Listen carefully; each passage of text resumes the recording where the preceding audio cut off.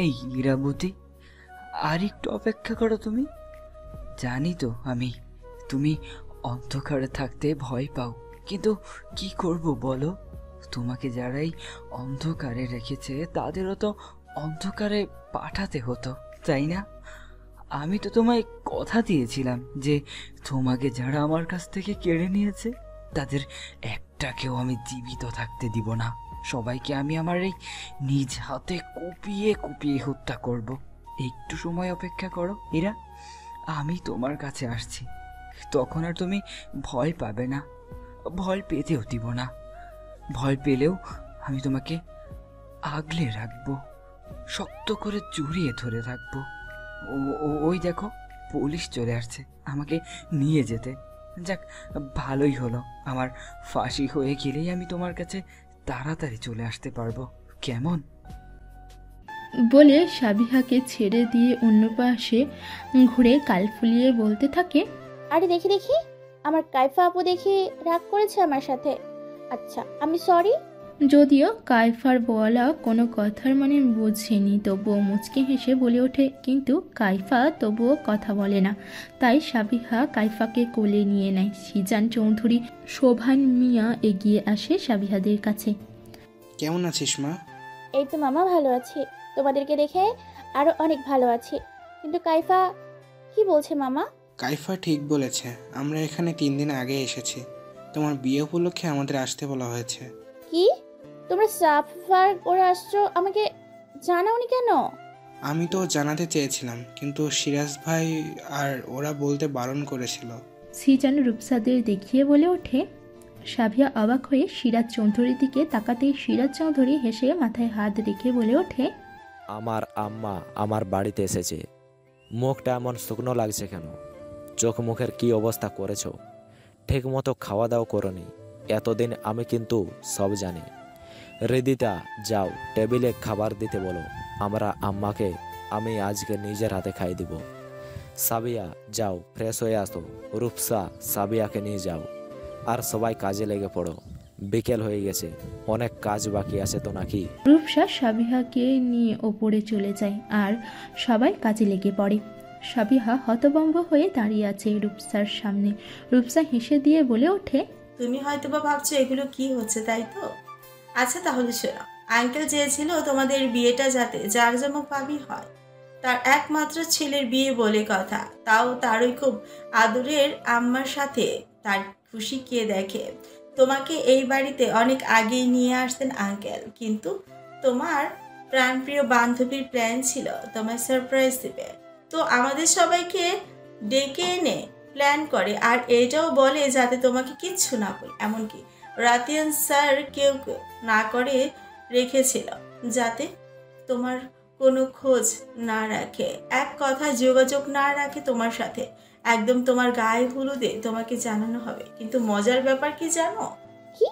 Sir না প্রতিদিনই তোমাকে দেখতো, আবার আমার কাছে তোমার খোঁজও নিত। স্যার না তোমাকে অনেক ভালোবাসে।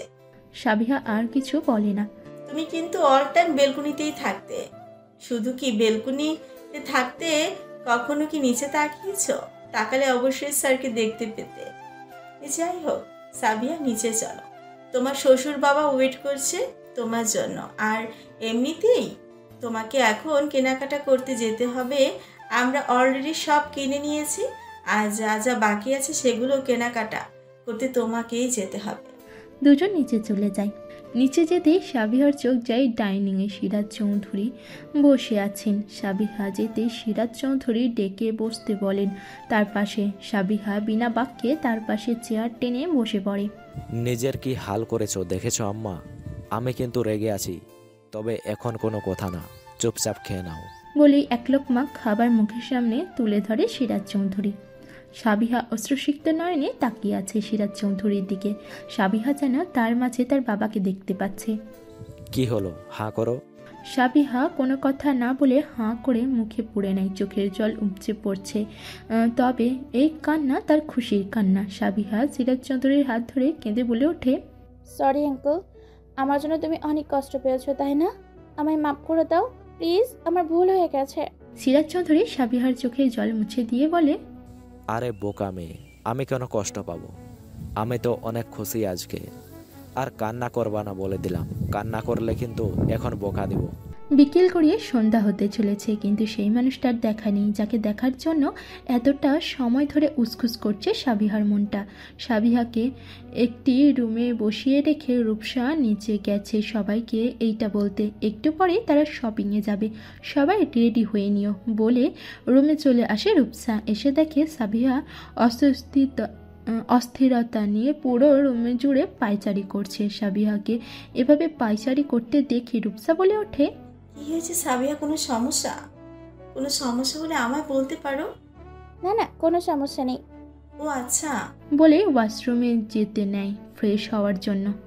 মানে রূপসা স্যারকে তো দেখছি না, উনি কোথায়? ও আচ্ছা, এই কারণে ম্যাডাম এমন অস্থির হয়ে পুরো রুম জুড়ে পায়চারি করছে। স্যারকে দেখতে ইচ্ছে করছে নাকি? বাঁকা হেসে সাবিহা লজ্জা পেয়ে মাথা নিচু করে নেয়। রূপসা পুনরায় বলে, স্যার তো অফিসে গুরুত্বপূর্ণ মিটিংয়ে রয়েছে। মিটিং শেষে সোজা শপিং মলে চলে যাবে স্যার। তুমি রেডি হয়ে নাও, আমরা বের হব। স্যার কেন যাবে শপিং মলে? স্যার তার বউরে দেখতে যাবে। আর স্যারের বউ শপিং করবে, স্যার যাবে না কেন? আর একটা কথাও বলবা না, যাও রেডি হও। সবাই মিলে হই হুল্লোড় করে শপিংয়ের উদ্দেশ্যে বের হয়ে গেল। শপিং মলের সামনে গিয়ে গাড়ি থামে। গাড়ি থেকে নামতেই দেখতে পাই রাতিয়ান দাঁড়িয়ে আছে।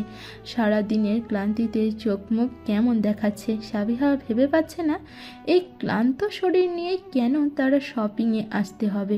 সাবিহারা নেমে দাঁড়াতেই রাতিয়ান এগিয়ে আসে তাদের দিকে। তারপর সবাই মিলে কেনাকাটাগুলো করে নিয়ে ফিরতে ফিরতে অনেক রাত হয়ে যায়।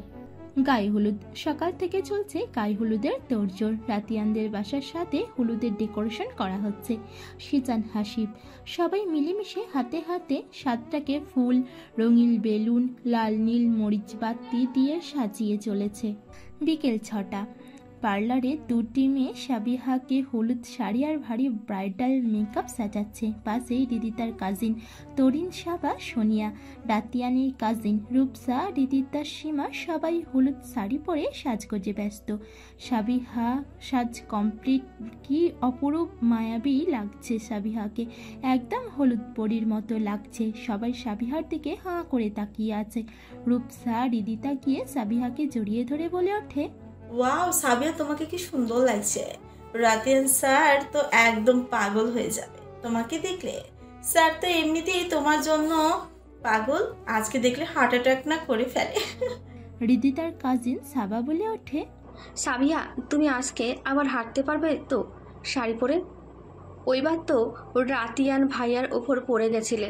আরে তুমিও না, এখন তো সাবিহাকে ধরার জন্য রাতিয়ান ভাইয়া রয়েছেই, তোমার চিন্তা করতে হবে না, তাই না সাবিহা?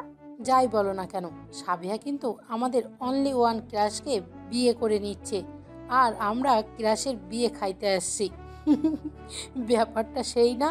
সাবিহা মাথা নিচু করে চুপচাপ সব শুনে যাচ্ছে। হয়েছে তোদের, এত কথা বাদ দিয়ে নিচে যা তোরা, আমরা আসছি। সবাই নিচে চলে যায়। সাবিহা পড়েছে মহা বিপদে। সে শাড়ি পরে একদমও হাঁটতে পারবে না মনে হচ্ছে। এমনিতে শাড়ি, তার সাথে মেকআপ, গহনা, তার পক্ষে সিঁড়ি ভেঙে ছাদে যাওয়া ডিফিকাল্ট হয়ে দাঁড়িয়েছে। রূপসা রিদিতা মিলে সাবিহাকে নিয়ে ছাদে নিতে আসে। সাবিহাকে রিদিতা রূপসা কোনো মতে আস্তে আস্তে নিয়ে এসে সিঁড়ির কাছে এসে দাঁড়িয়েছে। যখনই সাবিহা সিঁড়িতে পা রাখবে তখন রাতিয়ান ছাদ থেকে নিচে নেমে সাবিহার সামনে এসে দাঁড়ায়। সাবিহার ছাদে আসতে দেরি হচ্ছিল, কিন্তু তার অশান্ত মন বারবার বলে উঠছে সাবিহাকে এক নজর দেখার জন্য, তাই নিচে চলে আসে এক নজর দেখবে বলে। সাবিহা এক দৃষ্টিতে তাকিয়ে আছে রাতিয়ানের মুখ পানে। বরাবরের মতোই লোকটা কি সুন্দর লাগছে। আবার এই লোকটার ওপর ক্রাশ খেয়ে গেল সাবিহা। হলুদ পাঞ্জাবিতে লোকটা অসম্ভব লাগছে। সাবিহা মনে মনে ভাবতে থাকে, এই মানুষটা কি সত্যিই আমার? হ্যাঁ, লোকটা শুধুই আমার। আচ্ছা, আমি কি ওনার যোগ্য? এদিকে রাতিয়ান তার শুভ্ররাঙা সুহাসীকে দেখছে। তাকে আজ একদম হলুদ পরীর মতো লাগছে। আচ্ছা, এত সুন্দর কি কোনো মানুষ হতে পারে? মনে মনে বলতে থাকে, আমি আমার সুহাসীকে পেয়ে গিয়েছি, যাকে এক নজর দেখতে পেলেই আমার অশান্ত মন শান্ত হয়ে যায়, যার হাসি দেখলে আমার অন্তরে প্রশান্তি বয়ে যায়। স্যার, আপনি এখন এখানে কেন? রাতিয়ান গম্ভীর স্বরে বলে ওঠে। এই তো নিচে কাজ ছিল, তোমরা এখানে দাঁড়িয়ে কেন? কোনো সমস্যা? আর বলো না ভাইয়া, সাবিহা শাড়ি পরে তো হাঁটতেই পারছে না, তাই। রীতি তার কথা শেষ না হতেই রাতিয়ান সাবিহাকে কোলে তুলে নেয়, তারপর হাঁটা ধরে সাদের দিকে। রাতিয়ান চায় না এত ভালো সুযোগ হাতছাড়া করতে, তাই তার সুহাসীকে চটজলদি কোলে তুলে নেয়।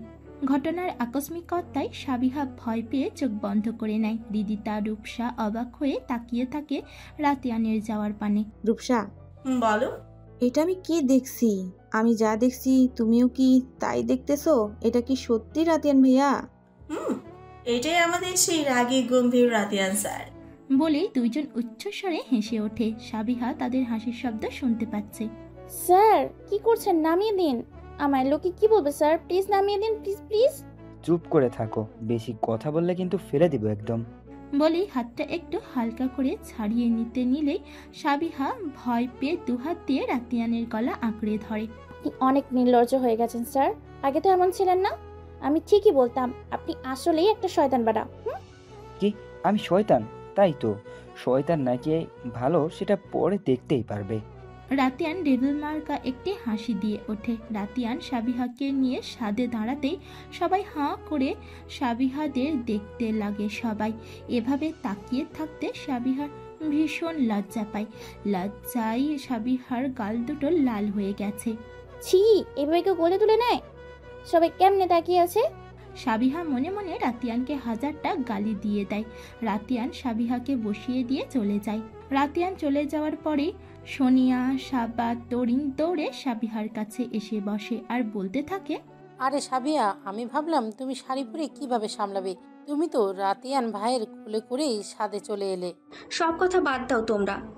আচ্ছা সাবিয়া, রাতিয়ান ভাইয়া তো দেখছি তোমায় অনেক ভালোবাসে। ইস, কেউ যদি আমায় এভাবে ভালোবাসতো। আরো অনেক কথা বলতে থাকে আর সাবিহা মাথা নিচু করে শুনতে থাকে। বজ্জাত লোকটার জন্য এত লজ্জায় পেতে হলো আমায়, ছি। রাত 12:30। গায়ে হলুদের অনুষ্ঠান শেষ করে সবাই নিচে চলে এসেছে। শুধু ছাদের এক কোণে চুপটি করে দাঁড়িয়ে আছে রূপসা। নিজের মনে কিছু একটা ভেবে চলেছে সে। তখনই কেউ রূপসার কাঁধে হাত রাখে। পিছু ফিরে দেখতে পায় সিজান দাঁড়িয়ে। রূপসা মুচকি হেসে আবার ঘুরে দাঁড়ায়। তুমি এখনো ছাদে কেন রূপসা? যাও রুমে যাও, ফ্রেশ হয়ে নাও। রূপসা কিছু না বলে চুপচাপ দাঁড়িয়ে আছে। সিজান রূপসাকে নিজের দিকে ঘুরিয়ে জিজ্ঞেস করে, কি হয়েছে তোমার? মন খারাপ? না, এমনি। আচ্ছা, আমি রুমে যাই। বলে চলে যেতে নিলে সিজান হাত টেনে নিজের সামনে দাঁড় করায়। আমাকে মিথ্যা বলবা না রূপসা, আমি তোমাকে খুব ভালো করেই জানি। সব থেকে বড় কথা, তুমি এমন চুপ থাকার মেয়ে না, বুঝছো? কি হয়েছে বলো আমাকে। কেউ কিছু বলেছে? না। তাহলে আরে কি হয়েছে বলবে তো নাকি? রূপসা এবার সিজানের দিকে ফিরে বলে ওঠে, আচ্ছা সিজান, তুমি কি এখনো হৃদিতাকে ভালোবাসো? সিজান রূপসার কথায় অবাক হয়ে রূপসার দিকে তাকায়, তারপর স্বাভাবিক স্বরে বলে, এগুলো কি ধরনের কথা রূপসা? আমি কেন হৃদিতাকে ভালোবাসবো? আমার কাছে মিথ্যে কথা বলবা না সিজান, সত্যিটা না হয় বলো, আমি সত্যি জানতে চাই। যদি বলি হ্যাঁ, কি করবে? আমায় ছেড়ে যাবে? রূপসা দু চোখ ছলছল করে ওঠে, কিছু বলতে পারছে না। সে জানতো সিজান কাউকে ভালোবাসতো, তবে সেটা একপাক্ষিক ভালোবাসা। সিজান নিজেই তাকে বলেছে, তবে তার বিয়ে হয়ে গেছে সেটাও বলেছিল, কিন্তু কাকে ভালোবাসতো সেটা বলেনি। কিন্তু হৃদিতার সাথে দেখা হওয়ার পরে রূপসা বুঝতে পেরেছে সিজান হৃদিতাকে ভালোবাসতো। সিজান সব সময় সাবিহাকে কিছু বলতে চেষ্টা করত। সিজান হৃদিতাকে ভালোবাসতো। সাবিহার সাথে হৃদিতাকে দেখেছিল, হৃদিতাকে ভালোবেসেছিল, কিন্তু তার ভালোবাসা প্রকাশ করার আগেই সাবিহার বাসা চেঞ্জ করে ফেলে। সিজান না সাবিহাকে খুঁজে পায় আর না হৃদিতাকে। তারপর যখন অফিসে সাবিহার সাথে দেখা হয় তখন জানতে পারে হৃদিতার বিয়ে হয়ে গেছে। সিজান প্রথমে অনেক কষ্ট পায়, পর মুহূর্তে বলে ওঠে, সে তো তার ভালোবাসার মানুষটাকে পেয়ে সুখে রয়েছে, এতেই আমি খুশি। কিছুদিন পর সে বুঝতে পারে রূপসা তাকে পাগলের মতো ভালোবাসে। রূপসার ভালোবাসার কাছে পরাজিত হয়ে হঠাৎ করে রূপসার সাথে সম্পর্কে জড়িয়ে যায়। আস্তে আস্তে রূপসাকে নিজে মনে ঠাঁই দেয় সিজান। সিজান রূপসার ছলছল চোখ জোড়া দেখে রূপসাকে টেনে নিজের সাথে জড়িয়ে নেয়। রূপসাও চুপ করে মিশে থাকে তার বুকের মাঝে। হ্যাঁ, এটা সত্য যে আমি রিদিতাকে ভালোবাসি, হয়তোবা ভালোবেসে যাব আজীবন। কি বলো তো, ভালোবাসা কখনোই শেষ হয় না। তবে আমি এখন আর রিদিতাকে নিজের করে পাওয়ার জন্য ভালোবাসি না। রূপসা মুখ তুলে সেজানের দিকে তাকায়। হ্যাঁ, আমি তাকে আর নিজের করে চাই না। সে তো তার ভালোবাসার মানুষের সাথে সুখে আছে, আর আমি সব সময় চাই সে ভালো থাকুক। কিন্তু তোমাকে আমি আমার করে পেতে চাই, কখনো ছাড়তে চাই না। আমাকে কখনো ছেড়ে যাবে না তো? তোমাকে ছাড়লে যে আমি শূন্য হয়ে যাব। রূপসা কেঁদে কেঁদে বলে ওঠে, আমি তোমাকে ছেড়ে কোথাও যাব না, কোথাও না। বলে সিজানকে শক্ত করে জড়িয়ে ধরে। বেশ ধুমধাম করে সাবিহার বিয়ে সম্পন্ন হলো। যেহেতু তাদের রেজিস্ট্রি পূর্বেই করা হয়েছিল, এখন শুধু শরীয়ত মোতাবেক বিয়ে সম্পন্ন করা হলো। সাবিহা আর কোণে বিদায় হলো না। যেহেতু রাতিয়ানদের বাড়িতেই বিয়েটা সম্পন্ন হয়েছে, সবাই মিলে সাবিহাকে রাতিয়ানের রুমে নিয়ে যায়। রাতিয়ানের রুমে বিভিন্ন ফুল দিয়ে সাজানো হয়েছে। সবাই মিলে খুব সুন্দর করে তাদের বাসর ঘর সাজিয়েছে। পুরো রুম জুড়ে শুধু ফুলের সুবাস, পুরো রুম জুড়ে ফুলের সুবাস মোমো করছে। সাবিহাকে ফুল দিয়ে সাজিয়ে রাখা বেডের মাঝখানে বসিয়ে দিয়ে গেল রিদিতা। বাহির থেকে দরজা বন্ধ করে চলে গেল সবাই। সাবিহা চুপটি করে বসে আছে। কিছুক্ষণ পরে বাহির থেকে চেঁচামেচি শুনতে পাই। স্যার, ওহ স্যার কেন আপনি? আমাদের দুলাভাই, আগে টাকা দিবেন, তারপর রুমে যাবেন। সবাই, রূপসা, সিজান, সোনিয়া, সাবা, তরিন, হাসিব, রিদিতা মিলে দরজায় দাঁড়িয়ে আছে। রাতিয়ান টাকা না দিলে তাকে তার বাসর ঘরে ঢুকতে দেওয়া হবে না। রাতিয়ান ভ্রুকুঁচকে বলে, আমার রুমে আমার বিয়ে করা বউ, সেখানে যেতে তোমাদের কেন টাকা দিতে হবে? হতে পারে আপনার রুম, আপনার বউ, তবুও আমাদের টাকা দিতে হবে, না হলে আজকে আর রুমে যেতে পারবে না। টাকা না দিলে আমরা এখান থেকে সরছি না। আচ্ছা নাও, বলে টাকা দিয়ে দেয় সবাইকে। টাকা পেয়ে সবাই চলে যায়। ঘড়িতে 1:45 বাজে। অনেক রাত হয়ে গেছে, তাই সবাই চলে যায়। রাতিয়ান রুমের ভিতরে চলে যায়। রাতিয়ান রুমে ঢুকেই দেখতে পেল ফুল দিয়ে সজ্জিত তার বেডের ঠিক মাঝখানে একটি লাল পরী 1 হাত পরিমাণ আঁচল টেনে মুখ ঢেকে বসে আছে। রাতিয়ান এক দৃষ্টিতে তাকিয়ে আছে। রাতিয়ান যেন ঘোরের মাঝে চলে যায়। সে এক পা করে এগিয়ে যেতে থাকে। আর এদিকে রাতিয়ানের উপস্থিতিতে সাবিহার মাঝে ভয়, সাথে কেমন অদ্ভুত অনুভূতি, ভালোবাসার মানুষটাকে নিজের করে পাওয়ার এক সুন্দর অনুভূতি, যা বলে বোঝানো যায় না। একদিকে ভালো লাগা, অপরদিকে ভয়। ইতিমধ্যে সাবিহার হাত পা কাঁপাকাঁপি শুরু হয়ে গেছে। হৃৎপিণ্ড দ্রুত চলাচল করছে। পুরো রুম জুড়ে শুধু পিনপত নীরবতা। সাবিহার নিজের হৃৎপিণ্ডের অস্বাভাবিক ধক ধক আওয়াজ শুনতে পাচ্ছে। মনে হচ্ছে কেউ তার হৃৎপিণ্ডের হাতুড়ি পিটা করছে। কিছুক্ষণ পরে সাবিহা বুঝতে পারে তার দিকে অগ্রসর হওয়া পা দুটো থেমে গেছে এবং পা জোড়া উল্টো ঘুরে ওয়াশরুমের দিকে চলে গেল। সাবিহা যেন হাঁপ ছেড়ে বাঁচে, বুকে হাত দিয়ে জোরে জোরে শ্বাস নিতে থাকে। ঠিক 5 মিনিট পরে ফ্রেশ হয়ে ফিরে আসে রাতিয়ান। ফিরে সোজা কাভার্ডের কাছে যায়। কাভার্ড থেকে জায়নামাজ বের করে ফিরে আসে। এবার ঠিক বেডের মাঝে এসে দাঁড়ায়। রাতিয়ান সাবিহার 1 হাত পরিমাণ আঁচল তুলে সাবিহার চোখ তুলে রাতিয়ানের দিকে তাকায়। রাতিয়ান তার সুহাসীকে এক পলক দেখে বুকে হাত দিয়ে বিড়বিড় করে বলে, মাশাআল্লাহ, কি মায়াবী সেই মুখখানা। রাতিয়ান সাবিহার দিকে হাত বাড়িয়ে ইশারায় তার হাত ধরতে বলে। সাবিহা রাতিয়ানের হাত ধরে নেয়। রাতিয়ান সাবিহার হাত শক্ত করে ধরে তাকে বেড থেকে মেঝেতে দাঁড় করিয়ে দেয়। তারপর সাবিহাকে মেঝেতে বিছিয়ে রাখা জায়নামাজে বসতে বলে। সাবিহা তখন বলে ওঠে, কি করছেন বলেন তো? কিছুই তো বুঝতে পারছি না। রাতিয়ান গম্ভীর স্বরে বলে ওঠে, বেশি কথা না বলে বসতে বলেছি, বসো। সাবিহা চুপচাপ বসে পড়ে। রাতিয়ান সাবিহার আঁচল বিছিয়ে 2 রাকাত নফল নামাজ আদায় করে নেয়। সাবিহা এক দৃষ্টিতে রাতিয়ানের দিকে তাকিয়ে আছে। এই রাতিয়ান এক নতুন রাতিয়ান। রাতিয়ানের প্রতি অন্যরকম এক ভালো লাগা কাজ করছে। নামাজ শেষে রাতিয়ান সাবিহাকে বলে, এগুলো এখানে পরে থাকার কোনো প্রয়োজন নেই। শাড়ি, গহনা, কোনো রূপ প্রসাধনী ছাড়াই তোমাকে বেশি মায়াবী লাগে। যাও, ফ্রেশ হয়ে নাও। জায়নামাজ ভাঁজ করে কাভার্ডে রাখতে রাখতে বলে। সাবিহা অবাক হয়ে রাতিয়ানের দিকে তাকিয়ে আছে। সে যেন এই রাতিয়ানকে নতুনভাবে চিনছে। এই রাতিয়ানের সাথে তার সেই গম্ভীর CEO এর কোনো মিল নেই। কি হলো, যাচ্ছ না কেন? রাতিয়ান একটু জোরে ধমক দিয়ে বলে বেডে বসতে পড়ল। সাবিহা ভাবনার দেশ থেকে বের হয়ে যায়, চোখ বড় বড় করে বলে ওঠে, হ্যাঁ হ্যাঁ, কিছু বলছেন? বলছি ফ্রেশ হতে আর এগুলো চেঞ্জ করতে। একদম পেটের মতো লাগছে তোমায়, খুব বাজে লাগছে দেখতে। এভাবে কেউ সাজগোজ করে? বলে বিড়বিড় করে বলে, আর কিছুক্ষণ এভাবে লাল পরি হয়ে সামনে ঘুরঘুর করলে হার্ট অ্যাটাক করবো তো। সাবিহা দ্রুত হেঁটে বেডের কাছে আস্তে আস্তে বলে, কি সত্যি আমায় খুব বাজে লাগছে? আমি বলেছিলাম আমার এবার না সাজাতে, ওরা জোর করে সাজিয়ে দিল। বলে আগাতে নিলেই পায়ের সাথে শাড়ি লেগে একদম রাতিয়ানের ওপর গিয়ে পড়ে সাবিহা। হঠাৎ করে এভাবে পড়াতে রাতিয়ান একদম বেডে বসা থেকে পড়ে যায় আর সাবিহা তার ওপর।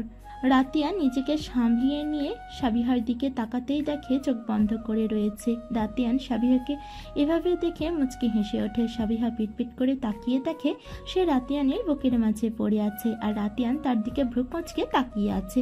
সাবিহা চটজলদি উঠতে নিলে রাতিয়ান তার হাত ধরে নেয় আর ভ্রু কুঁচকে গম্ভীর স্বরে বলে, তোমার কি পড়ে যাওয়ার রোগ আছে নাকি?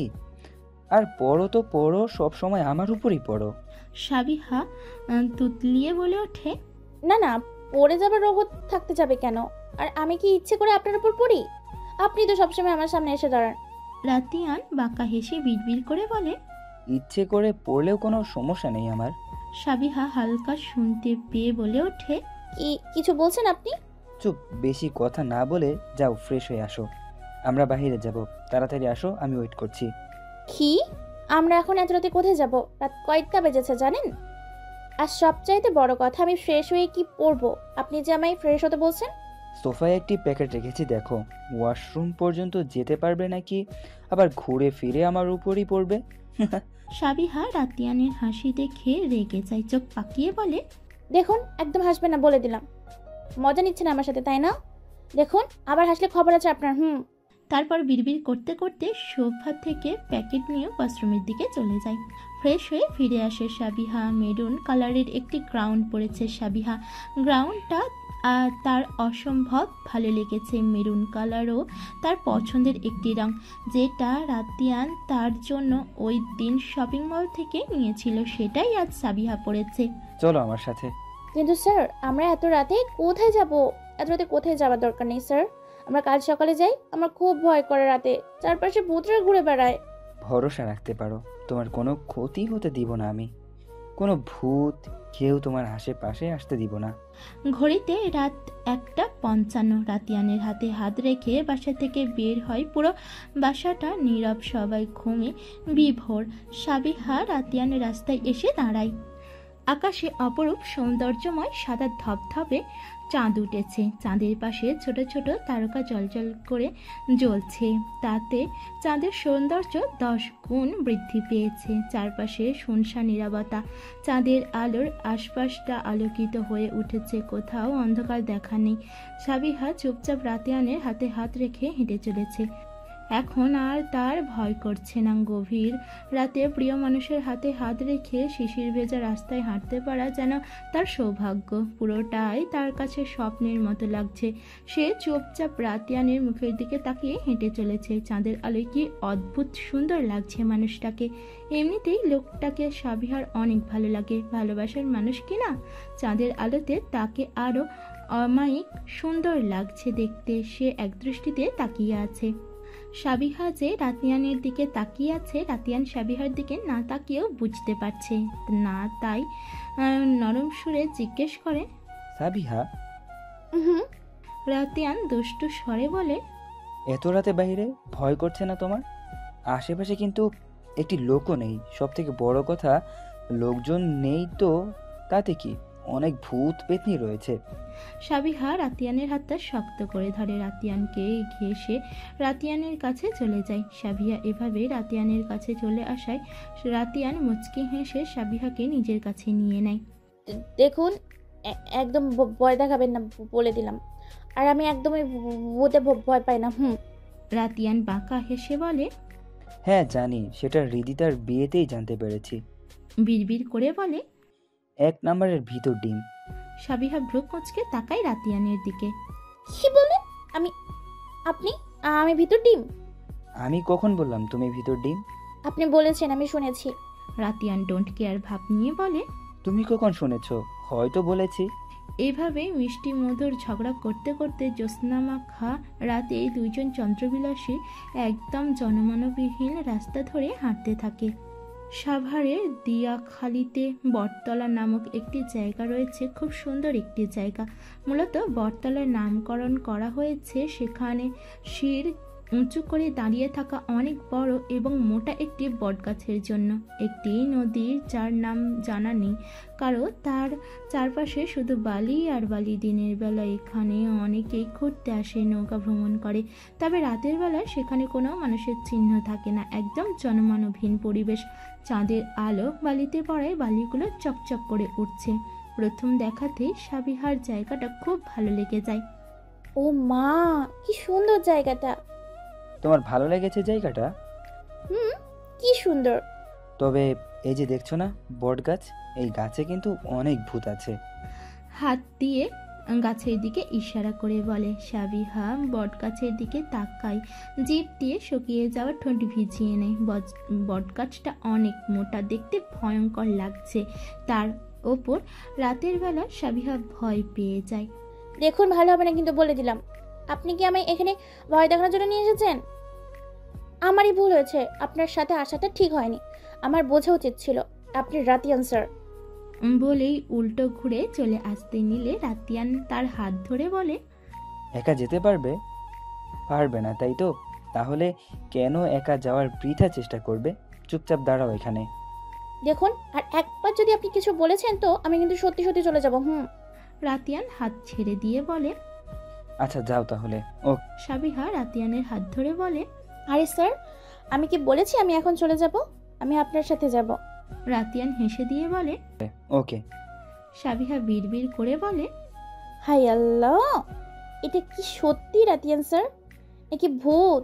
স্যার তো এমন না যে মানুষটারে কখনো একটু হাসতেই দেখি নাই, সে এখন সবসময় হেসে যায়। রাত 2টা। দুইজন কপতি নদীর ধারে বালিতে বসে আছে। তারা তাদের বাসর ছেড়ে নদীর ধারে বসে নদী বিলাসের সাথে সাথে চন্দ্রবিলাস করছে। সাবিহা চলো, বাসায় যেতে হবে। অনেক রাত হয়ে গিয়েছে, আর এত রাত জাগলে শরীর খারাপ করবে। চলো উঠো। আর কিছুক্ষণ থাকি, খুব ভালো লাগছে। এই জায়গাটা আমার খুব প্রিয়। আমি মাঝে মাঝেই এখানে আসতাম জানো। মায়ের খুব পছন্দের একটা জায়গা। মা আমাকে এখানে নিয়ে আসতেন। আমার মায়ের এখানে কত স্মৃতি রয়েছে। সাবিহা চুপটি করে রাতিয়ানের কথা শুনে যাচ্ছে। জানো, যখন আমার মা আমাকে রেখে চলে যায়, আমি তখন অতটাও ছোট ছিলাম না। আমি আমার মাকে খুব ভালোবাসতাম। আমি এখন যেমন রোবটিক, গম্ভীর, রাগী, আমি এমন ছিলাম না। মা চলে যাওয়ার পরে আমি একা হয়ে যাই। একা একা বসে মায়ের জন্য কান্না করতাম। তখন আমার পাশে কেউ ছিল না। বাবা তো সবসময় আমার কাছে থাকতে পারতো না। মা মারা যাওয়ার পরে 6টা মাস বাবা তার বিজনেসও ঠিকমতো সামলাতে পারেনি। আমাদের এইভাবে একা করে চলে যাওয়া আমি আর বাবা কেউ মেনে নিতে পারিনি। কিন্তু আস্তে আস্তে বাবা নিজেকে কাজে ব্যস্ত রেখে মায়ের স্মৃতি ভুলে থাকার চেষ্টা করতো। সারাটা দিন সে অফিসে কাটাতো, অনেক রাত করেও বাসায় আসতো। কিন্তু আমি মায়ের জন্য কান্না করতাম। যখনই মায়ের কথা মনে পড়তো, এইখানে এসে ঠিক এইভাবেই বসে থাকতাম। অনেকেই বাবাকে বলেছে আমাকে দেখাশোনা করার জন্য হলেও দ্বিতীয় বিয়ে করতে, কিন্তু বাবা রাজি হয়নি। সে চায়নি তার স্ত্রীর আসনে অন্য কাউকে বসাতে। সে বলেছে আমার ছেলের জন্য আমি আছি, আর কারোর দরকার নেই আমাদের জীবনে। তবে বাবা সবসময় আমাকে সময় দিতে পারতো না। আমি তো তখন কারোর সাথে মন খুলে কথাও বলতে পারতাম না। তারপর থেকেই আমি সবার সাথে ঠিকমতো কথা বলতাম না, স্কুলের কারোর সাথে মিশতাম না, ঘরের কোণে চুপটি করে বসে থাকতাম। আর এই জায়গাটায় এসে বসে থাকতাম ঘন্টার পর ঘন্টা। দিনকে দিন আমি ঘর কোণে হয়ে যাই। আমাকে এভাবে তিলে তিলে শেষ হতে দেখতে না পেরে বাবা আমাকে স্টাডি করতে বাইরে পাঠিয়ে দেয়, যাতে বিভিন্ন মানুষের সাথে মিশতে পারি, মায়ের স্মৃতি কিছুটা হলেও ভুলতে পারি। কিন্তু সেখানে থেকে আমি পুরোপুরি একটি রোবট যান্ত্রিক মানুষ হয়ে বাংলাদেশে ফিরলাম। তবে এখন আমি আবার হাসতে শিখেছি, শুধু একজনের জন্য। তার হাসিতে আমি আবার হাসতে শিখেছি। সাবিহার সাথে তার প্রথম দেখা কিভাবে হয়েছে সব বলে, শুধু এটা বলে না যে মেয়েটা সাবিহা ছিল। জানো, তখন আমি সুহাসীর সম্পর্কে কিছুই জানতাম না। নাম কি, কোথায় থাকে, কি করে। হঠাৎ করে সুহাসী হারিয়ে যায়। তারপর তাকে অনেক খুঁজেছি। দিনকে দিন তাকে দেখার জন্য আমি মরিয়া হয়ে উঠলাম। তাকে দেখার তৃষ্ণা আস্তে আস্তে বাড়তেই থাকে। প্রায় ওই রাস্তায় তাকে খুঁজতাম, কিন্তু তার দেখা পাইনি। একদিন হঠাৎ করেই অনাকাঙ্ক্ষিতভাবে তার দেখা পেয়ে যাই। আমি কখনো ভাবিওনি তাকে এত সহজে পেয়ে যাব। জানো, তার কান্না আমার একদম সহ্য হয় না। তাকে হাসতে দেখলে আমার অন্তরে এক আকাশ পরিমাণ প্রশান্তি বয়ে যায়। আমি চাই সে সব সময়ের জন্য হাসুক, আর আমি তার হাসি দেখে কাটিয়ে দেব সারাটা জীবন। আমি আমার সবটা দিয়ে তাকে খুশি রাখার চেষ্টা করব। ভালোবাসি, খুব ভালোবাসি আমার শুভ্র রাঙা সুহাসীকে। নিজের চাইতেও বেশি ভালোবাসি। সাবিহা চোখ তুলে রাতিয়ানের দিকে তাকায়। এই মানুষটার মাঝে এত কষ্ট কই কখনো তো বুঝতে দেয়নি আমাদের। পর মুহূর্তে রাতিয়ানের শেষ কথা শুনতে পায় সাবিহা চোখ বড় বড় করে রাতিয়ানের দিকে তাকায়। কি ভালোবাসেন? কাকে ভালোবাসেন? রাতিয়ান সামনের দিকে তাকিয়ে বলে, ভালোবাসি। আমি আমার সুহাসীকে খুব ভালোবাসি। আমার সুহাসীকে দেখতে কতটা মায়াবী লাগে। সাবিহার চোখ দুটো ছলছল করে ওঠে। রাতিয়ানের বলা কথাটা যেন ধারালো তীরের মতো সাবিহারের বুকের মাঝে আঘাত করছে। রাতিয়ান তাকে নয় অন্য কাউকে ভালোবাসে, এটা সে মেনে নিতে পারছে না। সে এখানে আর 1 মিনিটও থাকতে পারবে না, না হলে কান্না করে দিবে। তখন রাতিয়ানের কাছে সে কি জবাব দিবে? কিসের জন্য কান্না করছে সে? রাতিয়ান তাকে নয় অন্য কাউকে ভালোবাসে বলেছি এটা সে বলতে পারবে না।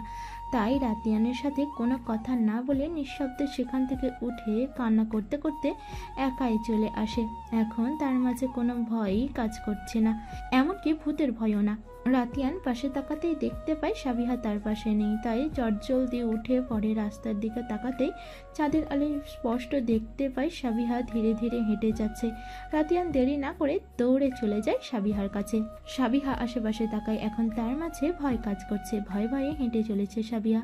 কিছুক্ষণ পর কারো পেছনে কারোর শব্দ শুনে সাবিহার চোখে জল মুছে নেয়। সাবিহা রাতিয়ানকে না বলে এভাবে এত রাতে একা একা আসায় রাতিয়ান সাবিহার ওপর রেগে যায়।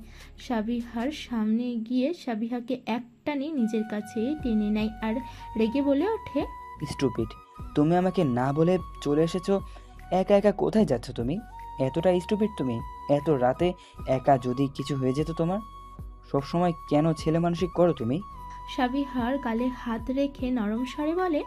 সাবিহা রাতিয়ানের দিকে তাকিয়ে আছে। রাতিয়ানের সাবিহার এমন ছোট ছোট কেয়ার করা, রাতিয়ানের সাথে ঝগড়া করা সব কিছুই তার ভালো লাগে। অবশ্য প্রিয় মানুষের সব কিছুই ভালো লাগে।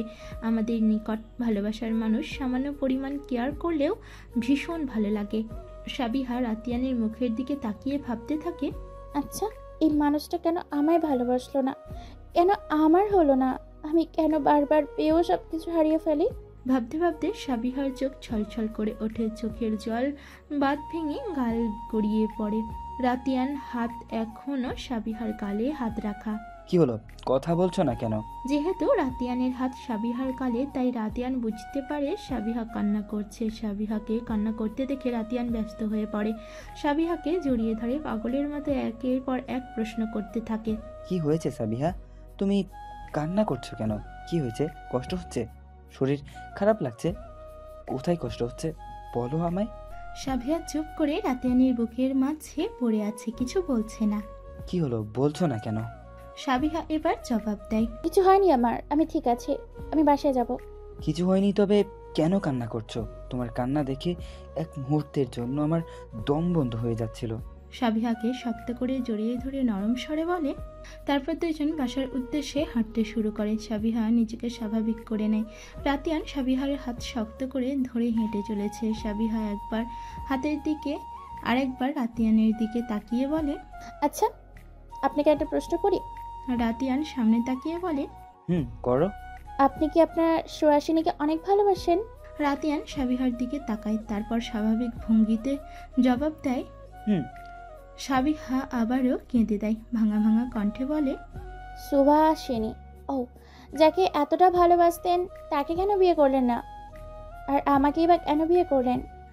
রাতিয়ান ভ্রুকুঁচকে তাকায় সাবিহার মুখের দিকে। রাতিয়ান এখন বুঝতে পারল সাবিহার কান্না করার কারণ কি। তুমি আমায় বলেছিলে তোমার উপর আমার কোনো অধিকার নেই, সেই অধিকার তৈরি করতেই তোমাকে বিয়ে করা। বলে অন্য পাশে ফিরে মুখ চেপে হেসে ওঠে। সাবিহা এবার জোর করে রাতিয়ানের হাত থেকে নিজের হাত সরিয়ে নেয়। কান্নার মাঝেই তার রাতিয়ানের ওপর রেগে যায়। এখনো তো আমার ওপর আপনার কোনো অধিকার নেই। আমার ওপর শুধুমাত্র তারই অধিকার থাকবে যে আমায় ভালোবাসবে। আপনি আপনার সুহাসীকে নিয়ে থাকেন, আমার ওপর কোনো অধিকার খাটাতে আসবেন না। আপনি আপনার সুহাসিনীর ওপর অধিকার খাটান, গিয়ে যান। বলেই দ্রুত পা চালিয়ে এগিয়ে যায়। রাতিয়ান হাসতে হাসতে সাবিহার পেছন পেছন হাঁটতে থাকে। কিছুক্ষণ পরেই রাতিয়ান সাবিহার হাত ধরে নেয়। সাবিহা হাত ছাড়ানোর জন্য জোর খাটাতে থাকে, কিন্তু পারে না, তাই চুপচাপ হাঁটতে থাকে। আমি সুহাসীকে ভালোবাসি, এটা শুনে তুমি কেন কান্না করছো সাবিহা? বাই এনি চান্স তুমি কি আমায় ভালোবাসো? আমার খেয়ে কাজ নেই, আপনার মতো মানুষকে আমি ভালোবাসতে যাব? ও, তাহলে তুমি আমায় ভালোবাসো না? আমি আরো ভাবলাম তুমি হয়তো আমায় ভালোবাসো। তাহলে কেন কান্না করছো তুমি? ভাবক দৃষ্টিতে সাবিহার দিকে তাকিয়ে বলে, আমার মন চেয়েছে কান্না করতে, তাই কান্না করেছি। আপনার কোনো সমস্যা? চুপচাপ বাসায় যান, আপনার সাথে কথা বলতে ইচ্ছে করছে না আমার। রাতিয়ান চুপচাপ হাঁটতে থাকে। দুইজন আর কোনো কথা বলেনি। প্রায় 15 মিনিট পর তারা বাসায় ফিরে আসে। পুরো বাসা জুড়ে নীরবতা বিরাজমান, কেউ জেগে নেই, বাসায় সবাই ঘুমে বিভোর। রাতিয়ান সাবিহার রুমে চলে যায়। রাতিয়ান ফ্রেশ হয়ে এসে সোজা বিছানায় শুয়ে পড়ে, আর সাবিহা ফ্রেশ হয়ে এসে দেখে রাতিয়ান শুয়ে আছে। এই, আপনি বিছানায় কেন শুয়েছেন? আপনি কি বেডে ঘুমাবেন নাকি? রাতিয়ান ভ্রু কুঁচকে জবাব দেয়, হ্যাঁ, কেন বলো তো? আমার জানা মতে সবাই বিছানাতেই ঘুমায়। আপনি বেডে ঘুমালে আমি কোথায় ঘুমাবো? কেন, তুমিও বেডে ঘুমাবে? এটা জিজ্ঞেস করার কি আছে? আমি আপনার সাথে এক বিছানায় থাকবো না। ভালোবাসি অন্যজনকে, আর আমাকে বলছে তার সাথে বেড শেয়ার করতে। নির্লজ্জ কোথাকার! আমি কেন তার সাথে বেড শেয়ার করব? কখনো করব না। কিছু বলছো তুমি? শুনতে পারছি না তো, একটু জোরে বলতে পারো না? যদিও রাতিয়ান সাবিহার সব কথা শুনতে পেয়েছে। জি না, কিচ্ছু বলছি না। তবে আমি আপনার সাথে এক বেডে কখনো থাকবো না। রাতিয়ান ডোন্ট কেয়ার ভাব নিয়ে বলে ওঠে, ওকে, আমি তাহলে ঘুমাচ্ছি, গুড নাইট। সাবিহা চোখ বড় বড় করে বলে, আমি কোথায় ঘুমাবো তাহলে? আমি কি জানি, দেখো অনেক রাত হয়ে গিয়েছে, আর একটা কথাও শুনতে যাচ্ছি না। জলদি লাইট অফ করো সাবিহা, গুড নাইট। হ্যাঁ, শয়তান বেটা, তুই আসলে একটা বজ্জাত বেটা। আগেই তো ভালো ছিলি, সবসময় গম্ভীর গম্ভীর ভাবসাব নিয়ে থাকতি। হঠাৎ তোর এত পরিবর্তন কেন যে হইলো আল্লাহই ভালো জানে। মুখে কথা যেন খই ফুটছে এখনই, তাই না বড়? সাবিহা বিড়বিড় করতে করতে সোফায় গিয়ে শুয়ে পড়ে। তাও ওই শয়তান ব্যাটার সাথে এক বিছানায় ঘুমাবে না সাবিহা। আমাকে গালি দেওয়া শেষ হলে এখন লাইটটা অফ করে দাও প্লিজ। সাবিহা রাগে কটকট করতে করতে লাইট অফ করে সোফায় গিয়ে শুয়ে পড়ে। আরও কিছুক্ষণ রাতিয়ানকে ইচ্ছে মতো বকে ঘুমিয়ে যায় সাবিহা। ভোরের আলো ফুটেছে, চারপাশে অন্ধকার চলে গিয়ে শিশির ভেজা ফুটফুটে এক সকালের জন্য অপেক্ষা করছে যেন পুরো পৃথিবী। তবে আবছা আকাশে কিছু তারকা এখনো নিভু নিভু আলোয় জ্বলছে। এখনো সূর্য মামার দেখা মেলেনি। এই তো আর কিছুক্ষণের মধ্যেই তার দেখা মিলবে। তা আর অন্ধকার দূর করে দিয়ে ঝলমলে আলোয় ভরিয়ে দিবে পুরো পৃথিবীকে। প্রতিদিনের ন্যায় আজও ভোর সকালে ঘুম ভেঙে গেল। সাবিহার পিটপিট করে চোখ তুলে তাকিয়ে বোঝার চেষ্টা করছে সে কোথায় আছে। সাবিহা এটুকু ঢের বুঝতে পারছে সে কোনো এক নরম তুলতুলে বিছানায় শুয়ে আছে। কিন্তু তার চট করেই মনে পড়ে গেল গতকাল রাতে সে তো সোফায় শুয়েছিল, তাহলে বিছানায় কিভাবে এলো? এসব ভাবতেই সাবিহা একটু ঘাবড়ে যায়। চটজলদি আশেপাশে তাকিয়ে বোঝার চেষ্টা করে সে কোথায়। হঠাৎ পাশে তাকাতেই দেখতে পায় পুরুষালী সুঠাম দেহের অধিকারী কেউ একজন তার পাশেই নিশ্চিন্তে ঘুমিয়ে আছে। নিশ্চিন্তে ঘুমানো মানুষটা যে তার রাতিয়ান এটা সে নিশ্চিত। রাতিয়ানকে চিনতে সাবিহার 5 সেকেন্ডও লাগেনি। ভোরের আবছা আলো ব্যালকনির পর্দা ভেদ করে রুমে প্রবেশ করছে, আর সেই আলোতেই রাতিয়ানকে দেখতে সাবিহার কি অমায়িক লাগছে মানুষটাকে। ঘুম থেকে জেগেই নিজের ভালোবাসার মানুষকে দেখতে কার না ভালো লাগে? কে না চায় তার প্রিয় মানুষটিকে সব সময় তার সাথে সারা জীবন সকাল বিকাল থাকুক, যার মুখখানা ঘুমাতে যাওয়ার আগে আর ঘুম থেকে জেগেই দেখতে পারবে। নিদ্রাহীন রাতে যে মানুষটা হবে তার সাথে রাত জাগার সঙ্গী। রাতিয়ানকে নিজের পাশে দেখে সাবিহার মনে এক অদ্ভুত ভালো লাগা কাজ করছে। পরক্ষণে রাতিয়ানের দিকে ভাবুক দৃষ্টিতে তাকায় সাবিহা। তবে আমি এখানে কিভাবে এলাম? আমি তো সোফায় ছিলাম। রাতিয়ান স্যার আমি এখানে নিয়ে এসেছে। এই যে মিস্টার গম্ভীর সিও, আপনি তো নিশ্চিন্তে ঘুমাচ্ছেন, আমাকে শান্তিতে একটু ঘুমাতে দেন না। আপনি বাড়ি বাড়ি আমার সামনে কেন আসেন বলেন তো? আপনি কি কখনো জানবেন আপনার কতটা ভালোবাসি? আপনার মায়াতে ডুবে আছি, চাইলেও যে মায়া থেকে বের হতে পারবো না আমি, সেটা কি আপনি জানেন? না, আপনি জানবেন কিভাবে? আপনি তো আপনার সুহাসিনীকে নিয়ে ব্যস্ত। একপাক্ষিক ভালোবাসা গুলো না মানুষকে বড্ডই কষ্ট দেয়, জানেন তো? সাবিহার ভাবনার মাঝে ঘুম ঘুম কণ্ঠে রাতিয়ান বলে ওঠে, এই যে মিস ভাবনা রানী, আমাকে দেখা হলে উঠুন, গিয়ে নামাজ পড়ুন, আমাকে দেখার অনেক সময় পাবেন আপনি। বলে সাবিহার একটু কাছে চলে আসে। সাবিহার রাতিয়ানের এভাবে হঠাৎ করে বলে ওঠা আর সাবিহার কাছে চলে আসার সাবিহা ভয় পেয়ে যায়। তাড়াহুড়ো করে উঠে বসে পড়ে সাবিহা। মেকি রাগ দেখিয়ে বলে ওঠে, কি সব বাজে বাজে কথা বলছেন? হ্যাঁ, আপনাকে কে দেখছে? আপনাকে দেখতে না আমার বয়ে গেছে। যে না আমার চেহারা, তাকে নাকি আমি দেখতে যাব? সব থেকে বড় কথা, আপনি জেগে আছেন আর এইভাবে ঘুমিয়ে থাকার ভান করছিলেন কেন? চিটিংবাজ মানুষ কোথাকার। বলে ভ্রুকুচকে তাকায় সাবিহা। রাতিয়ান নির্লিপ্তভাবে জবাব দেয়, দেখো সাবিহা, সকাল সকাল প্লিজ ঝগড়া শুরু করো না। আমার এখন তোমার সাথে ঝগড়া করার মুড নেই, আমি ঘুমাবো, যাও নামাজটা আদায় করো। বলে শুয়ে পড়ে রাতিয়ান। কি আমি ঝগড়া করি? আপনি ঝগড়া করেন আমার সাথে, সব সময় ঝগড়াটে মানুষ কোথাকার।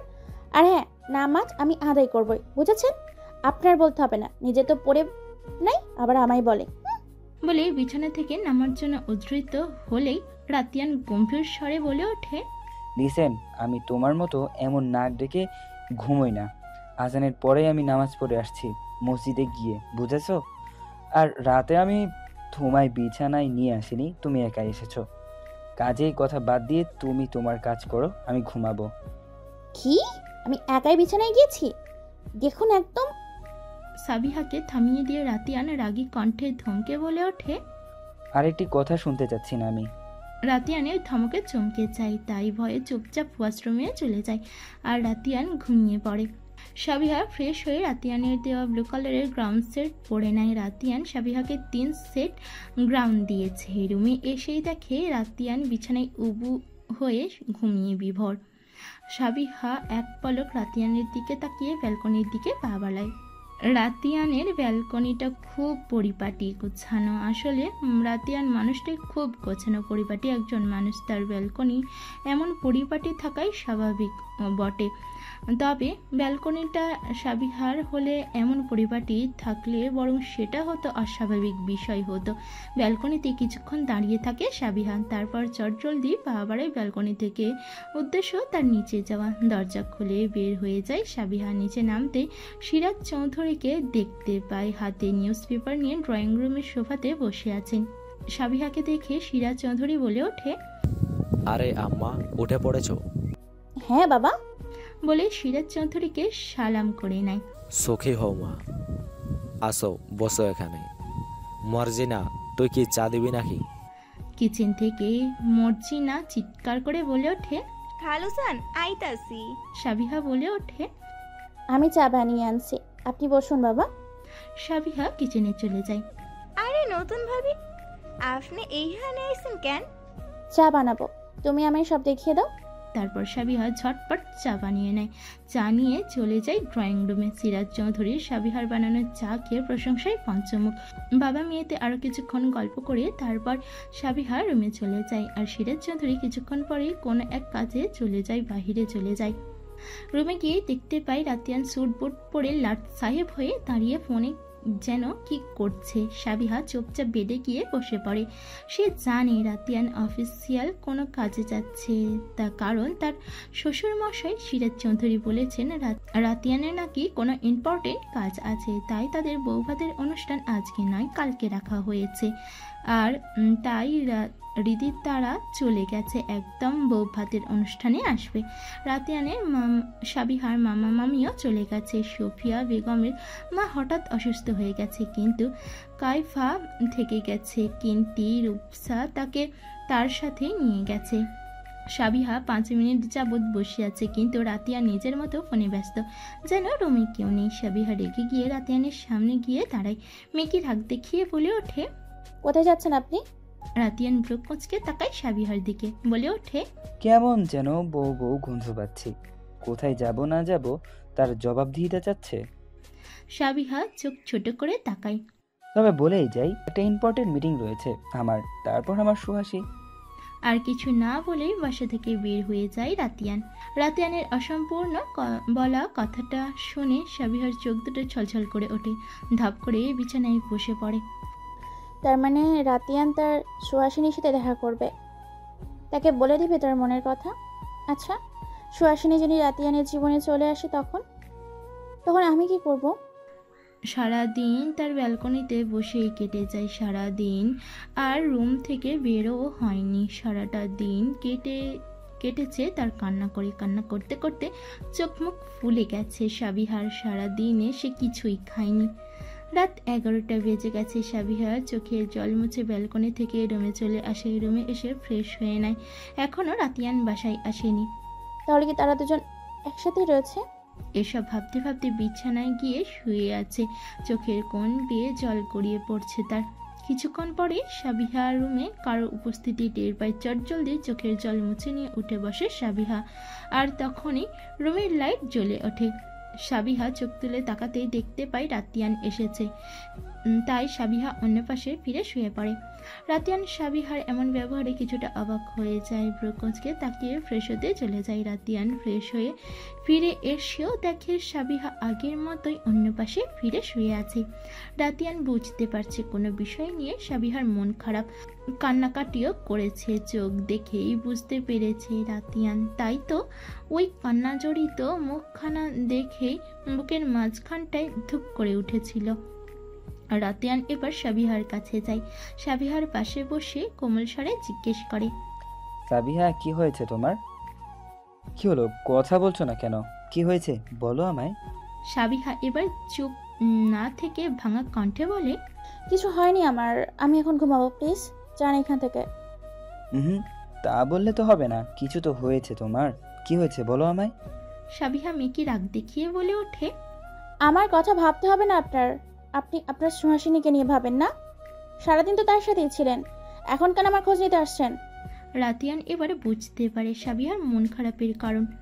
হ্যাঁ, আজ সারাটা দিন আমি আমার সুহাসীর সাথেই ছিলাম, কিন্তু তুমি তো আমার বউ, তোমার খোঁজ না রাখলেও তো চলবে না আমার, তাই তো তোমার খোঁজ নেওয়া। আমার খোঁজ রাখতে হবে না আপনার, আপনি আপনার সুহাসিনীকে নিয়ে থাকেন। বলে বিছানা থেকে নেমে ব্যালকনির দিকে পা বাড়ায়।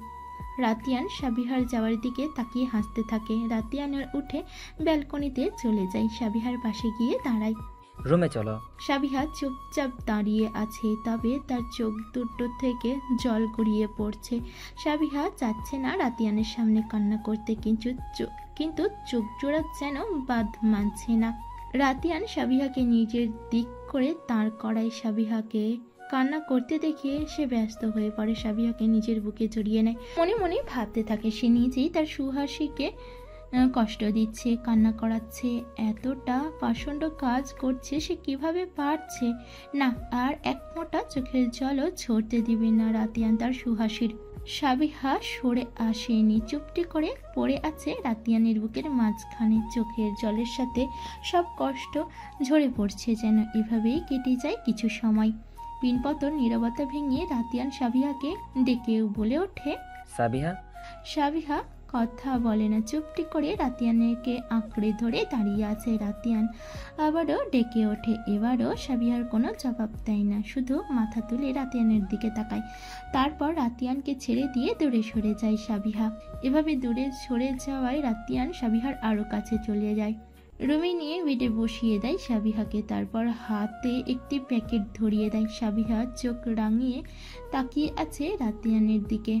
রাতিয়ান এবার গম্ভীর স্বরে বলে ওঠে, তোমার হাতে জাস্ট 10 মিনিট সময় রয়েছে, যাও এই ড্রেসটা পরে আসো, যাও। সাবিহা ভ্রু কুঁচকে তাকায় রাতিয়ানের দিকে। কিসের ড্রেস পরবো আর কেন পরবো? রাত কয়টা বাজতে চলছে জানেন না? 12টা। আর আপনি বলবেন আর আমি নাচতে নাচতে ড্রেসটা পরে নিব, তাই না? কখনো না। আমি এখন ঘুমাবো, সো ডিস্টার্ব করবেন না আমায়। রাতিয়ান স্বাভাবিক স্বরে বলে ওঠে, অলরেডি 5 মিনিট চলে গিয়েছে সাবিহা, 10 মিনিট পর তোমার সাথে কি হবে তুমি ভাবতেও পারছো না। সাবিহা চট করে শোয়া থেকে উঠে বসে। কি হবে আমার সাথে? রাতিয়ান নির্বিকার বলে ওঠে, সেটা দেখতেই পাবে, অলরেডি 9 মিনিট শেষ হয়ে গিয়েছে, যা করার আমাকেই করতে হবে। বলে এগিয়ে আসে সাবিহার দিকে। কি করবেন? কি করবেন আপনি আমার সাথে? বেশি কিছু না, তোমাকে ড্রেসটা আমিই পরিয়ে দিব। কি? চিৎকার করে বলে বিছানা থেকে নেমে যায় সাবিহা। কি বলছেন আপনি এসব? হ্যাঁ আমি ঠিক বলছি, তবে এখনো 1 মিনিট সময় রয়েছে, তুমি যেতে পারো, না হলে আমার আর কোনো কিছু করার নেই। তুমি যাবে নাকি আমি? বলে এগিয়ে আসতে নিলেই প্যাকেটটি হাতে নিয়ে ওয়াশরুমের দিকে দৌড় লাগায় সাবিহা। রাতিয়ান সাবিহার এমন কাণ্ডে উচ্চস্বরে হেসে ওঠে। সে জানতো সাবিহাকে কিভাবে ড্রেসটা পরাতে হবে। সাদা ধবধবে একটি গ্রাউন্ড পরে ওয়াশরুম থেকে বের হয়ে আসে সাবিহা। সাবিহার গ্রাউন্ডটা অনেক অনেক ভালো লেগেছে, কি সুন্দর দেখতে। নিজেকে নিজেই দেখতে দেখতে বের হয়ে আসে সাবিহা। সাবিহা যখন নিজেকে দেখতে ব্যস্ত, কেউ তখন তার সামনে দাঁড়ানো তার শুভ্ররাঙা সুহাসীকে দেখতে ব্যস্ত। রাতিয়ান বিছানায় বসে সাবিহার জন্য ওয়েট করছিল। ওয়াশরুমের দরজা খোলার শব্দে সেদিকে তাকাতেই দেখতে পায় সাদা ধবধবে একটি পরী দাঁড়িয়ে আছে। তার সামনে এক দৃষ্টিতে তাকিয়ে আছে সে। সাবিহা গিয়ে রাতিয়ানের সামনে দাঁড়ায়। স্যার। সাবিহার ডাক যেন রাতিয়ান শুনতে পায়নি, তাই সাবিহা পুনরায় ডেকে ওঠে। এবার সাবিহার ডাকে ঘোর কেটে যায় রাতিয়ানের। হ্যাঁ কিছু বলছো? সাবিহা ভ্রু কুঁচকে তাকায় রাতিয়ানের দিকে। রাতিয়ান সাথে সাথে সাবিহাকে নিয়ে আয়নার সামনে গিয়ে দাঁড়ায়। দুইজনকে একসাথে দেখতে খুব সুন্দর লাগছে। একজন সাদা গ্রাউন পরেছে আর একজন সাদা রঙের পাঞ্জাবি। দুজনের মাঝে শুভ্র রং ছেয়ে গেছে যেন। রাতিয়ান ফটাফট কিছু মিরর ফটো তুলে নিল। এই অমায়িক দৃশ্যটাকে আটকে রাখলো কিছু ছবির মাধ্যমে। সাবিহা চুপচাপ রাতিয়ানের কাণ্ড দেখে যাচ্ছে। কিছুক্ষণ পরেই রাতিয়ান সাবিহার হাত ধরে নিয়ে রুমে থেকে বের হয়ে ছাদের দিকে পা বাড়ায়। ছাদে পা রাখতেই চোখ পড়ে যায় ছাদের ঠিক মাঝখানটায়। সাবিহা অবাক হয়ে তাকিয়ে আছে। চারপাশটা অন্ধকারে বিরাজ করছে। ঠিক ছাদের মাঝখানে ছোট একটি টেবিল রাখা, তাতে গোল করে দাঁড়িয়ে থাকা মোমবাতিগুলো জ্বলছে। রাতিয়ান সাবিহাকে ছাদের মাঝখানটায় দাঁড় করিয়ে দেখতে থাকে। চারপাশটা লাল নীল আলোয় আলোকিত হয়ে যায়। ছাদের চারপাশটা মরিচ বাতি দিয়ে সাজানো। সাবিহা অবিশ্বাস্য চোখে চারপাশটা দেখতে থাকে। আর তখনই রাতিয়ান বলে ওঠে, happy birthday to you, happy birthday to you Sabiha. তখনই পাশ থেকে আরো কিছু গলার আওয়াজ শুনতে পাই। পাশে তাকাতেই রিদিতা, হাসিব, কাইফা, রূপসা, সিজান, মর্জিনা, সিরাজ চৌধুরীকে দেখতে পাই। সবাই এগিয়ে এসে সাবিহাদের সাথে দাঁড়ায়। কাইফা দৌড়ে সাবিহাকে জড়িয়ে ধরে বলে, সাবিহা এতটা খুশি হয়েছে যে সে কথা বলার ভাষা হারিয়ে ফেলেছে। সে শুধু সবার দিকে অশ্রুসিক্ত নয়নে তাকিয়ে আছে। না, আজ এই কান্না কষ্টের নয়, খুশির কান্না। রীতি তাকিয়ে সাবিহাকে জড়িয়ে ধরে বলে, হ্যাপি বার্থডে জানু। থ্যাংক ইউ, আজকে অনেক খুশি। ধন্যবাদ দিতে হলে ভাইয়াকে দে, আমি তো ভুলে গিয়েছিলাম তোর বার্থডে। সাবিহা চোখ বড় বড় করে রাতিয়ানের দিকে তাকায়। তারপর সবাই মিলে অনেক আনন্দ করে। সাবিহার বার্থডে সেলিব্রেট কেক কাটে। ছাদের এক কোণে দাঁড়িয়ে আকাশের দিকে তাকিয়ে আছে রাতিয়ান। সাবিহা গিয়ে পাশে দাঁড়ায়। ছাদে শুধু সাবিহা আর রাতিয়ান। পুরো ছাদ জুড়ে পিনপতন নীরবতা ভেঙে সাবিহা বলে ওঠে, অনেক অনেক ধন্যবাদ। আমি আজকে অনেক খুশি, অনেক। আর আমার এই খুশির কারণ হলেন আপনি। রাতিয়ান সাবিহার দিকে ফিরে তাকায় আর বলে, তোমাকে যে সব সময়ের জন্যই খুশি থাকতে হবে সাবিহা। কেউ যে তোমার হাসি মুখটা দেখার জন্য মরিয়া হয়ে ওঠে, আর তোমাকে কাঁদতে দেখলে তার ভেতরে তোলপাড় হয়ে যায়। তুমি যে কারো হাসির কারণ সাবিহা, কারো বেঁচে থাকার কারণ হয়ে গিয়েছো তুমি, যে তোমাকে সব সময়ের জন্য হাসি খুশি দেখতে চায়। সাবিহা বোকার মতো ফ্যাল ফ্যাল রাতিয়ানের দিকে তাকিয়ে রাতিয়ানের কথাগুলো শুনে যাচ্ছে। রাতিয়ান হঠাৎ করে সাবিহার সামনে হাঁটু ভাঁজ করে বসে পড়ে, হাতে একটি গোলাপ ফুল নিয়ে বলে ওঠে, দেখো সুহাসী, আমি এত ঘুরিয়ে পেঁচিয়ে কথা বলতে পারি না। রাতিয়ানের মুখ থেকে সুহাসীর নাম শুনে সে চমকে ওঠে, আশেপাশে ঘুরে তাকায়। রাতিয়ান পুনরায় বলতে থাকে, তোমায় বলছি সাবিহা, তুমিই তো আমার শুভ্র রঙা সুহাসী। সাবিহা বিস্মিত হয়ে তাকায়। রাতিয়ান বলে, উইল ইউ লাভ মি শুভ্র রাঙা সুহাসী? তুমি কি আমায় ভালোবাসবে? সারা জীবন আমার হাসির কারণ হবে তুমি। সাবিহার চোখ দুটো ছলছল করে ওঠে। সাবিহা বিশ্বাস করে উঠতেই পারছে না রাতিয়ান তাকে ভালোবাসে। সে নিজেই রাতিয়ানের শুভ্র রঙা সুহাসী। চোখের জল মুছে সাবিহা ভ্রুকুঁচকে বলে ওঠে, কিন্তু আমি আপনি ভালোবাসি না বলে সাদের অন্য পাশে চলে যায়। রাতিয়ান আহত দৃষ্টিতে সাবিহার চলে যাওয়া দেখে। সে আর সাবিহার কাছে যায় না।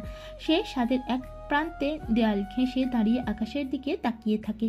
কিছুক্ষণ পরেও যখন রাতিয়ান সাবিহার কাছে আসেনি, তাই নিজেই চলে যায় রাতিয়ানের কাছে। ধীর পায়ে এগিয়ে চুপটি করে রাতিয়ানের পাশে দাঁড়ায়। তখন ওভাবে না বলায় তার অনেক খারাপ লাগছে।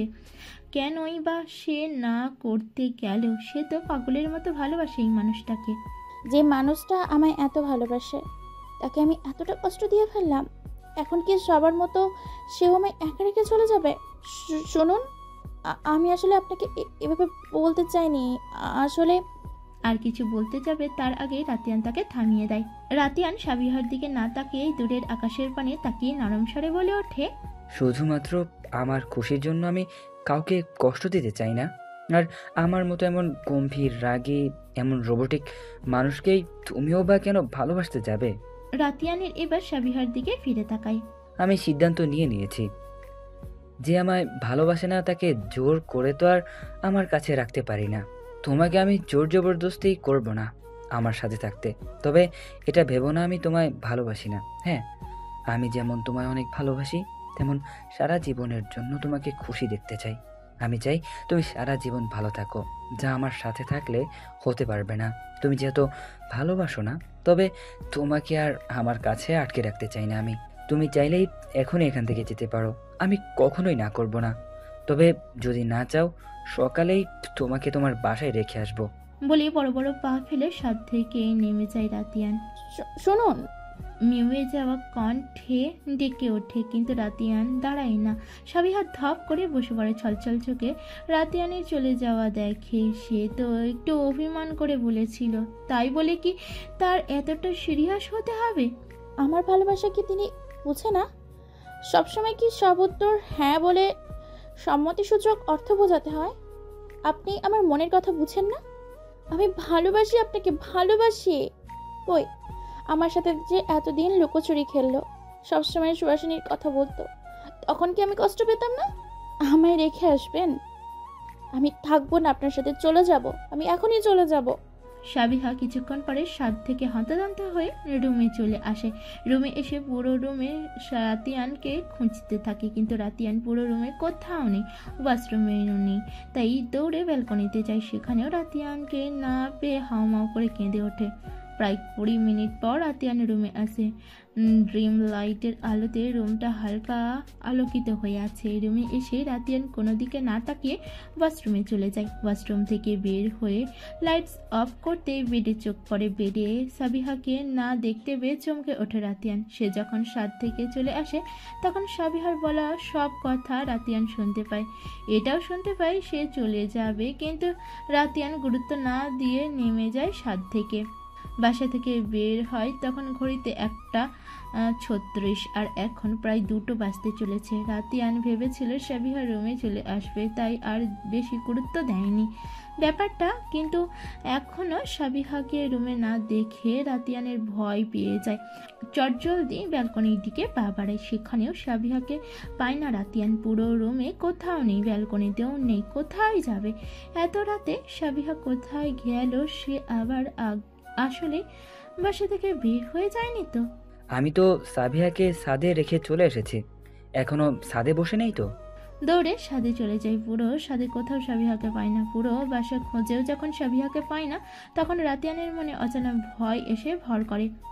যদি বাসা থেকে বের হয়ে যায়, না আমাকে এক্ষুনি যেতে হবে বলে পাগলের মতো দৌড়ে গেটের সামনে চলে যায়। গেটে গিয়ে দেখে গেট লক করা। রাতে অনেক হয়ে গেছে। রাতিয়ান বাহিরে ছিল বলে করিম দারোয়ান গেট লক না করে গেটে বসেছিল। রাতিয়ান চলে আসায় গেট লক করে।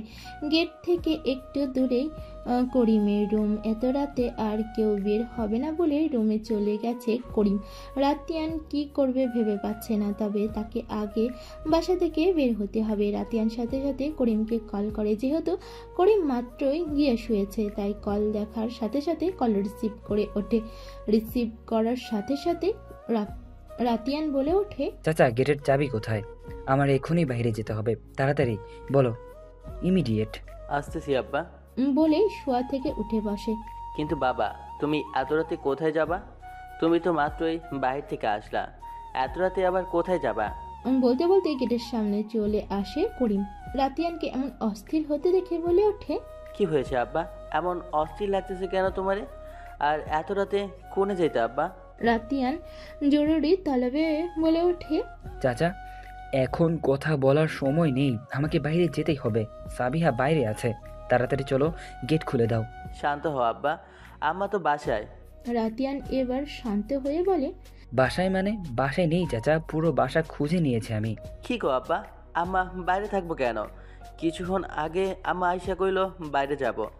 এত হান্ডাইতে হেতি কোনো যাব হে নিগা আমি হেরে বাইরে যাইতে দেই নাইকা। পরে বাসার ভেতর না যাইয়া হেতি বাগানের দিকে গেল দেখলাম। কেন আব্বা, আম্মা বাগানেও নাই? বলে রাতিয়ানের দিকে জিজ্ঞাসা দৃষ্টিতে তাকায়।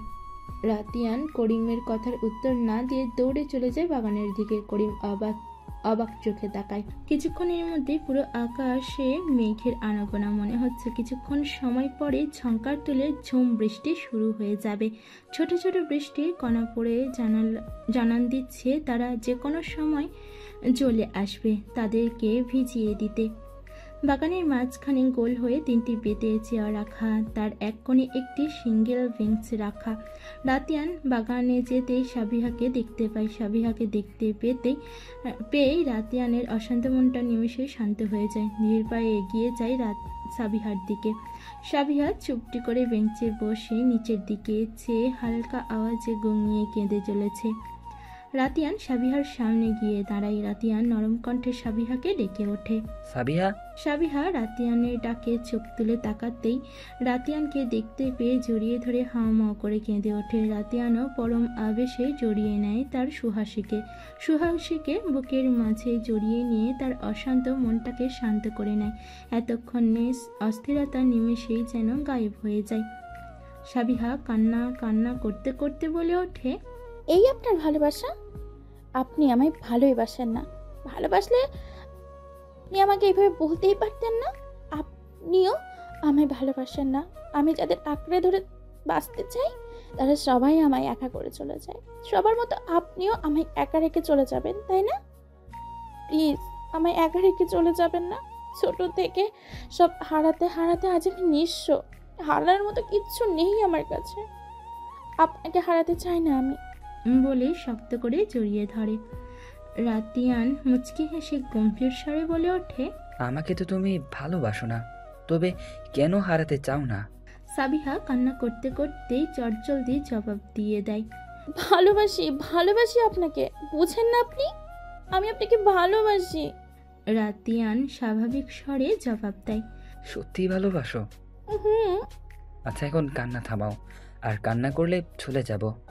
সাবিহা তাও কান্না করতে থাকে। রাতিয়ান সাথে সাথে সাবিহাকে নিজের থেকে সরিয়ে নেয়। সাবিহা প্রথমে ভয় পেয়ে যায়, নিজেকে স্থির করে সামনে তাকাতেই দেখে রাতিয়ান নেই। পাশে তাকিয়েই বাগানের এপাশে লাইটস অন করে চারপাশটা আলোকিত হয়ে যায়। রাতিয়ান এসে সাবিহার সামনে হাঁটু গেড়ে বসে পড়ে, হাতে দুটো বাগান থেকে নেওয়া গোলাপ। সাবিহার চোখে জল, মুখে মুচকি হেসে সাথে সাথে গোলাপগুলো নিয়ে নেয়। রাতিয়ান সাবিহার হাত টেনে নিয়ে হাতে ডায়মন্ড রিংয়ে ছোট ছোট অক্ষর খোদাই করে রাতিয়ানের নাম লেখা পরিয়ে দিয়ে বলে, আজ থেকে তোমাকে আমি আমার করে নিলাম। তুমি সম্পূর্ণ আমার, শুধুই আমার। তুমি না চাইলেও তুমি আমার। তোমার উপর শুধু এবং শুধুই আমার অধিকার। তুমি না চাইলেও আমার সাথেই থাকতে হবে সারাটা জীবন। উঠে এসে সাবিহার গলায় সুন্দর একটি লাভ শেপ পেইন্টিং পরিয়ে দেয়। যেটা লাভ শেপে ভিতরে আছে তাদের দুইজনের ছোট একটি ছবি, যেটা ওদের বিয়েতে তোলা হয়েছে। রাতিয়ান পুনরায় সাবিহাকে নিজের সাথে জড়িয়ে নেয়। তোমাকে কখনো একা রেখে যাব না আমি, কখনো না। তোমাকে একা রেখে আমি কোথায় যাব, যেখানে তুমি আমার প্রতিটি শ্বাস প্রশ্বাসে বিচরণ করছো। যাকে ছাড়া আমি এক মুহূর্ত থাকতে পারবো না, তাকে কিভাবে ছেড়ে যাব আমি? সাবিহা রাতিয়ানের বুকে চুপটি করে পড়ে রাতিয়ানের কথা শুনে যাচ্ছে। এই বুকের মাঝখানটায় সে অদ্ভুত এক শান্তি অনুভব করে। সবচেয়ে এই বুকের মাঝখানটাতেই নিজেকে নিরাপদ মনে হয় তার। সাবিহা মিউয়ে যাওয়া কণ্ঠে বলে ওঠে, তবে তখন কেন বললেন আমায় আপনার সাথে রাখবেন না? আর এত রাতে কোথায় চলে গিয়েছিলেন আপনি আমায় একা রেখে? জানেন আমি অনেক ভয় পেয়ে গিয়েছিলাম। আমার সুহাসীও আমার এতটা ভালোবাসে? ভালোবাসি, অনেক ভালোবাসি। এখন তো চলে এসেছি। আর আমি তো এই পার্সেলগুলো নিতে গিয়েছিলাম। তোমার বার্থডে গিফট করব বলে স্পেশাল অর্ডার দেওয়া হয়েছিল, কিন্তু লেট হয়ে গিয়েছে। আমার এসব কিচ্ছু লাগবে না, আমার শুধু আপনাকে চাই বলে হাতে রিং খুলতে নিলেই রাতিয়ান সাবিহার হাত ধরে আটকে দেয়। গম্ভীর স্বরে বলে ওঠে, এগুলো কখনো নিজের থেকে আলাদা করার চেষ্টা করবে না সুহাসী। এগুলোকে সব সময় তোমার সাথে দেখতে চাই আমি।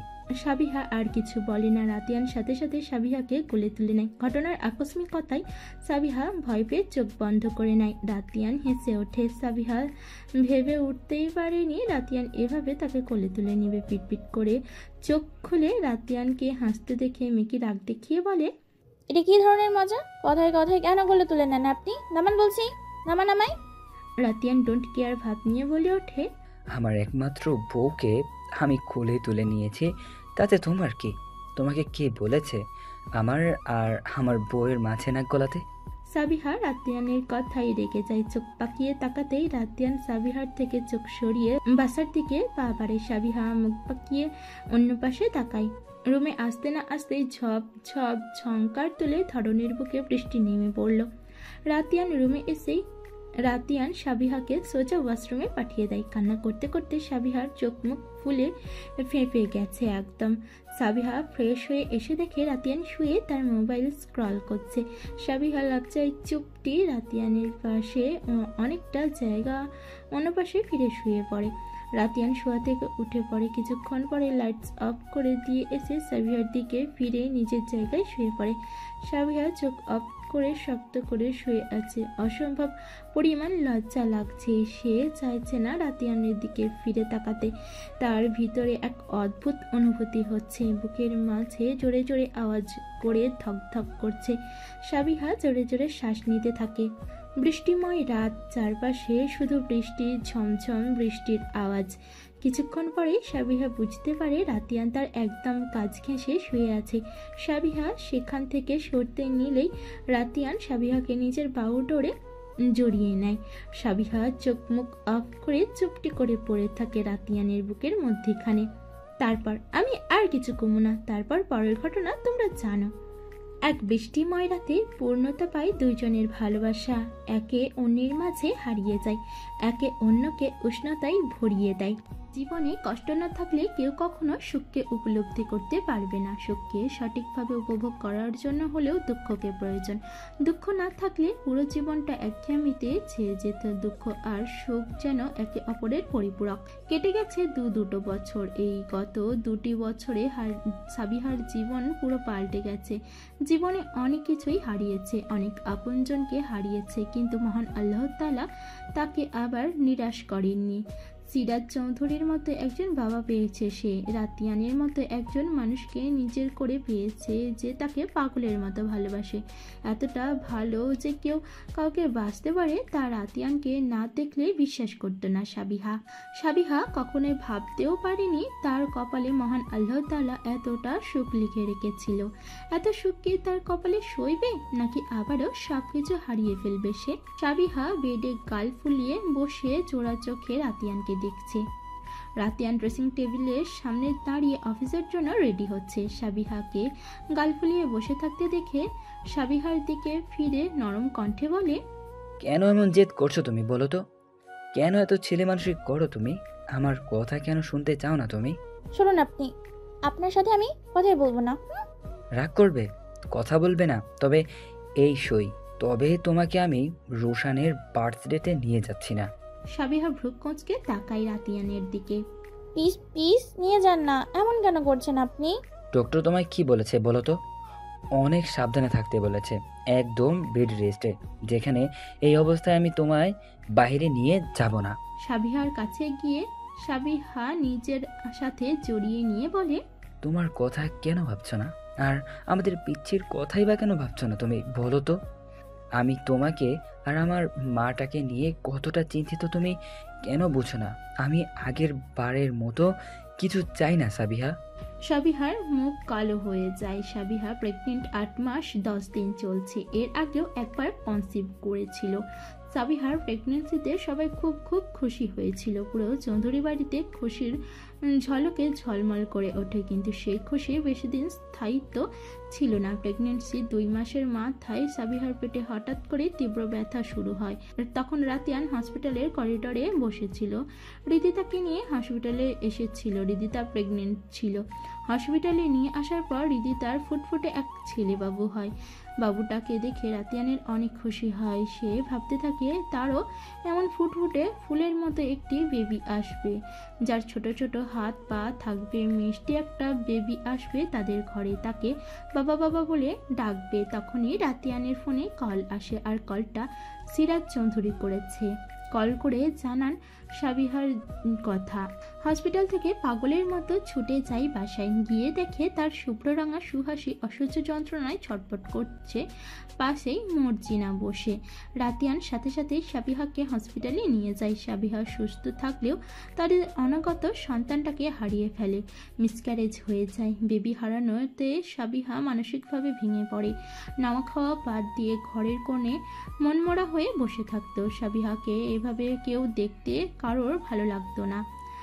কিছুদিন আগে চৌধুরী বাড়িতে যেমন খুশির আমেজ ছিল, তা নিমেষেই শোকে পরিণত হয়। রাজিয়া নিজের কষ্টগুলিকে লুকিয়ে সাবিহাকে মানসিকভাবে ভালো রাখার জন্য অনেক চেষ্টা করে, কিন্তু দিন শেষে সাবিহার থেকে মিথ্যে হাসিটুকু পায় রাতিয়ান। অবশেষে সাবিহাকে ভালো রাখার জন্য রিদিতার ছেলে রুশানকে তুলে দেয় রিদিতা। রুশানের সাথে সময় কাটাতে কাটাতে সাবিহা মানসিকভাবে পুরোপুরি সুস্থ হয়ে যায়। মহান আল্লাহ তাআলা সবাইকে খুব তাড়াতাড়ি আবারও খুশির সংবাদ দেয়। সাবিহা আবারও কনসিভ করে।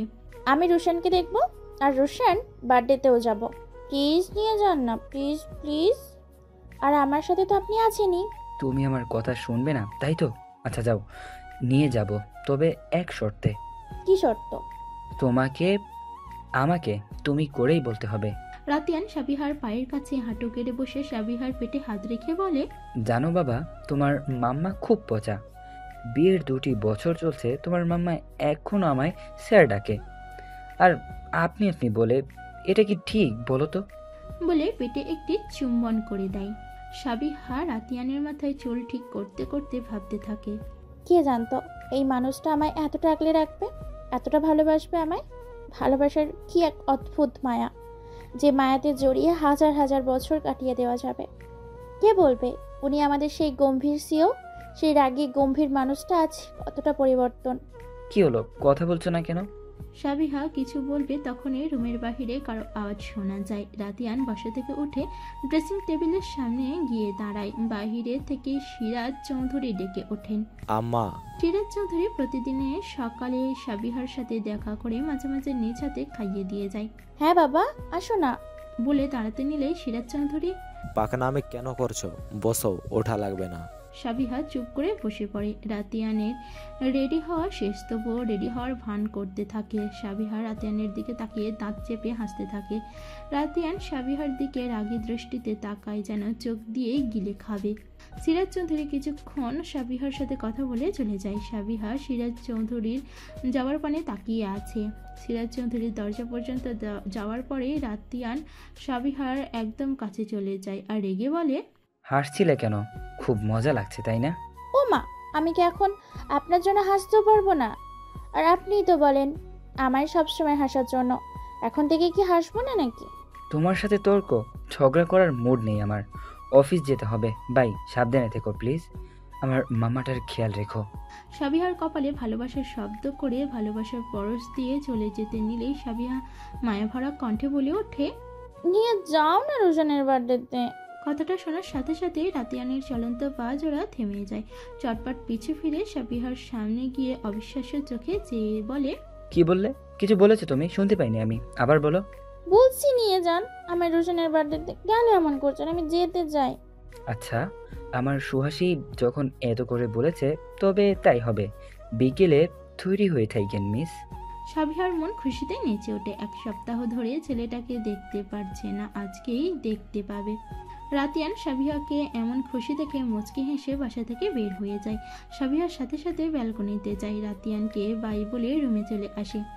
সাবিহা ব্যালকনিতে বসে মুক্ত আকাশের দিকে তাকিয়ে আছে। হঠাৎ করেই মনের আকাশে মেঘের আনাগোনা কেমন যেন অস্থির অস্থির লাগছে। কোনো কিছুতে মন বসছে না। হঠাৎ করেই মন বলছে, রাতিয়ান কি ঠিক আছে? এখনো কেন কল করলেন না আমায়? উনি কি ব্যস্ত? হাজার ব্যস্ততার মাঝেও তো আমাকে কল করেন। উনি আজকে কেন তার ব্যতিক্রম? আমার মাঝে মাঝে কেন এতটা অস্থিরতা কাজ করছে? আমার মন কেন অদ্ভুত এক ভয় কাজ করছে? মন যেন আমার প্রিয় মানুষ কিছু হারানোর দুঃসংবাদে জানান দিচ্ছে। সাবিহা বিড়বিড় করে নিজে মনে বলে ওঠে, এসব কি ভাবছো তুমি? পাগলের মতো বলা গাইছো সাবিহা। তোমার রাতিয়ান হয়তো অনেক বিজি, তাই তোমায় কল করেনি। নিজের মনকে বুঝিয়ে শুনে সাবিহা নিজেই কল করে রাতিয়ানের কাছে। তবে ফোনটা কেউ তুলে না। সাবিহা পরপর 3 বার কল করে, তারপরেও কোনো রেসপন্স নেই। এবার সাবিহার মাঝে অজানা ভয়েরা পুরো দমে বাসা বাঁধে। সে কাঁপা কাঁপা হাতে আবারও কল করে, তবে এবার রিসিভ হয়। রিসিভ হওয়ার সাথে সাথে সাবিহা কাঁপা কাঁপা স্বরে বলে ওঠে, কোথায় আপনি? কল কেন করেননি আমায়? সাবিহাকে থামিয়ে দিয়ে ওপাশ থেকে কিছু বলে, যা শুনে সাবিহার হাত থেকে ফোনটা পড়ে যায়। ধপ করে মেঝেতে লুটিয়ে পড়ে, সাথে সাথে সেন্সলেস হয়ে যায়। সাবিহা সেন্সলেস হয়ে পড়ে যায় মেঝেতে। ওভাবে পড়ে যাওয়াতে পেটে অনেকটা আঘাত লাগে। সাবিহার ব্লিডিং শুরু হয়। প্রায় 5 মিনিট পর মর্জিনা আসে সাবিহার রুমে সাবিহাকে কিছু ফল দেওয়ার জন্য।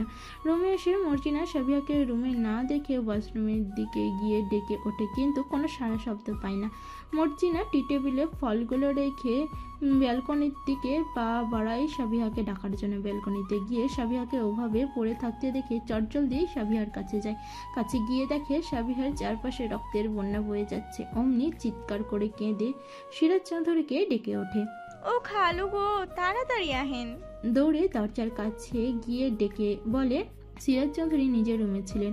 মর্জিনাটাকে তাড়াহুড়ো করে রুম থেকে বের হয়ে সাবিহার রুমের দিকে যাই। রুমে যেতেই দেখতে পাই মর্জিনা সাবিহার মাথা কোলে নিয়ে সাবিহাকে ডেকে যাচ্ছে। ব্যস্ত পায়ে সাবিহার কাছে যায়। সাবিহাকে এমন অবস্থায় দেখে সিরাজ চৌধুরী হিতাহিত জ্ঞান হারিয়ে ফেলে। কি করবে না করবে ভেবে পায় না। সাথে সাথে রাতিয়ানের ফোনে কল করেন, কিন্তু ফোনটা বন্ধ দেখাচ্ছে। সিরাজ চৌধুরী তাড়াতাড়ি ড্রাইভারকে গাড়ি বের করতে বলে। সাবিহাকে নিয়ে চলে যায় হসপিটালের দিকে মর্জিনা আর সিরাজ চৌধুরী। মর্জিনা সাবিহার চোখে মুখে পানির ছাপটা দিয়ে জ্ঞান ফেরানোর চেষ্টা করছে। অবশেষে সাবিহার জ্ঞান ফিরে, তবে পেটে অসহ্য ব্যথা অনুভব হয়। অসহ্য ব্যথায় মনে হচ্ছে তার প্রাণ চলে যায় অবস্থা।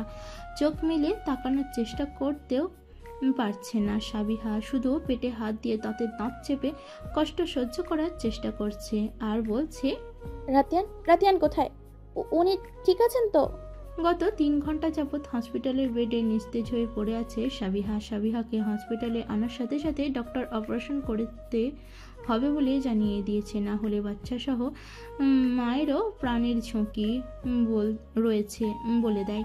সিরাজ চৌধুরী ডক্টরের হাত ধরে কান্না কান্না কণ্ঠে বলে ওঠে, প্লিজ ডক্টর, আমার মেয়ে আর বাচ্চাটাকে বাঁচান প্লিজ। দেখুন, আমরা আমাদের সবটাতে চেষ্টা করব বাচ্চা সহ মাকে বাঁচানোর, বাকিটা আল্লাহর হাতে, তার কাছে প্রার্থনা করুন।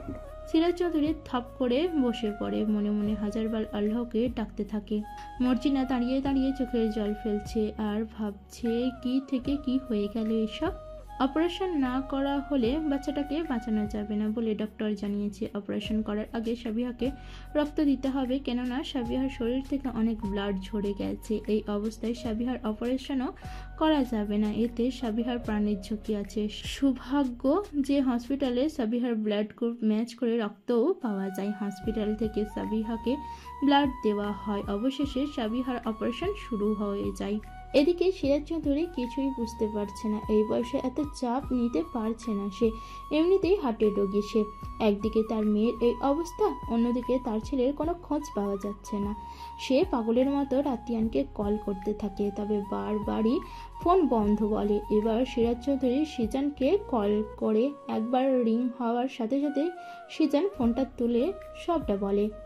সিরাজ অফিস থেকে রূপসাকে নিয়ে হসপিটালে চলে আসে। আসার পথে রিদিতাকেও খবর দিয়ে দেয়। হসপিটালের করিডোরে চিন্তিত হয়ে দাঁড়িয়ে আছে সবাই, হাসিব, সিজান, মিরাজ চৌধুরী, মর্জিনা। সাবিহার অপারেশন তো সাকসেস হয়েছে, তবে এখনও সাবিহার জ্ঞান ফিরেনি। ডক্টর বলেছে সাবিহার জ্ঞান না ফেরা পর্যন্ত তারা কিছু বলতে পারছে না। সবার মনে একটি প্রশ্ন, রাতিয়ান কোথায়? রিদিতা রোশানকে কোলে নিয়ে অঝরে কেঁদে যাচ্ছে। সাবিহার কেবিনের বাহিরে দাঁড়িয়ে। রূপসা গিয়ে রোশানকে কোলে নিয়ে রিদিতাকে বসিয়ে দেয়। সবার মনে অবস্থা অনেকটাই খারাপ। অধীর আগ্রহে সাবিহার জ্ঞান ফেরার অপেক্ষা করছে। সিরাজ একের পর এক কল করে যাচ্ছে রাতিয়ানকে, তবে প্রতিবারেই সেই একই কথা, আপনি যে নাম্বারে কল করেছেন তা এই মুহূর্তে বন্ধ আছে। কিছুক্ষণ পরেই সিরাজ চৌধুরীর মোবাইলে টুংটাং আওয়াজ করে বেজে ওঠে। কেউ কল করেছে। সিরাজ চৌধুরী রিসিভ করে হ্যালো বলতে উপাস থেকে বলে ওঠে, আঙ্কেল, আমি সঞ্জিত বলছি, চিনতে পেরেছেন? এক হাতে চোখের জল মুছে নিজেকে স্বাভাবিক করার চেষ্টা করে। হ্যাঁ সঞ্জীব, বলো বাবা। আঙ্কেল, আরিয়ান তো হসপিটালে আছে, ওর গাড়ি অ্যাক্সিডেন্ট হয়েছে। সিরাজ চৌধুরী সাবিহার এমন অবস্থায় ছেলের এমন খবর পেয়ে নিজেকে আর স্বাভাবিক রাখতে পারলেন না। বুকে হাত রেখে বসে পড়লেন পাশে থাকা চেয়ারটাতে। সিরাজ চৌধুরীকে এভাবে দেখে সিজান দৌড়ে তার কাছে আসে। ওপাশ থেকে সঞ্জীব হ্যালো হ্যালো করছে। সিজান ফোনটা হাতে নিয়ে হ্যালো বলতেই সঞ্জীব রাতিয়ানের অ্যাক্সিডেন্টের কথা বলে। একদিকে সাবিহা আর একদিকে রাতিয়ান কি করবে না করবে ভেবে পাচ্ছে না যেন। রূপসা রিদিতাকে সাবিহার কাছে রেখে সিজান আর হাসিব চলে যায় রাতিয়ানের কাছে। সাবিহার জ্ঞান ফিরেছে, সে রাতিয়ানের সাথে দেখা করতে চায়। ডক্টর এসে রূপসাদের কাছে জানায়, রাতিয়ানকে ওনার সাথে দেখা করতে চাইছেন। কিন্তু ডক্টর, রাতিয়ান তো এখানে নেই। তো ওনাকে আসতে বলুন, ওনার সাথে রোগীর দেখা করান ইমিডিয়েট।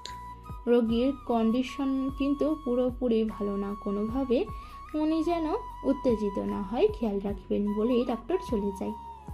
প্রায় 4 ঘন্টা পরে সাবিহার জ্ঞান ফিরেছে। সিরাজ চৌধুরীর শরীরের অবস্থা ভালো নয়, তাকে জোর করে মর্জিনার সাথে বাসায় পাঠিয়ে দিয়েছে রিদিতা। সিরাজ চৌধুরী অসুস্থ হয়ে গেছে, তাই রিদিতা জোর জবরদস্তি করে তাকে বাসায় পাঠিয়েছে। রূপসা রিদিতা সাবিহার কেবিনে যায়। সাবিহা চোখ বন্ধ করে আছে। কেবিনের দরজায় আওয়াজ হওয়ায় চোখ মেলে তাকায়। রূপসা এগিয়ে এসে সাবিহার পাশে বসে সাবিহার মাথায় হাত রেখে শান্ত কণ্ঠে বলে, কেমন আছো তুমি? এখন কেমন লাগছে? কষ্ট হচ্ছে তোমার? সাবিহা রূপসার কথার জবাব না দিয়ে বলে ওঠে, রাতিয়ান কোথায়? রূপসা কিছু বলতে যাবে তার আগে রিদিতা সাবিহার কাছে এসে রূপসার কাঁধে হাত রেখে বলে, এই তো রাতিয়ান একটু বাহিরে গেছে, তোর জন্য ওষুধ আনতে এক্ষুনি এসে পড়বে।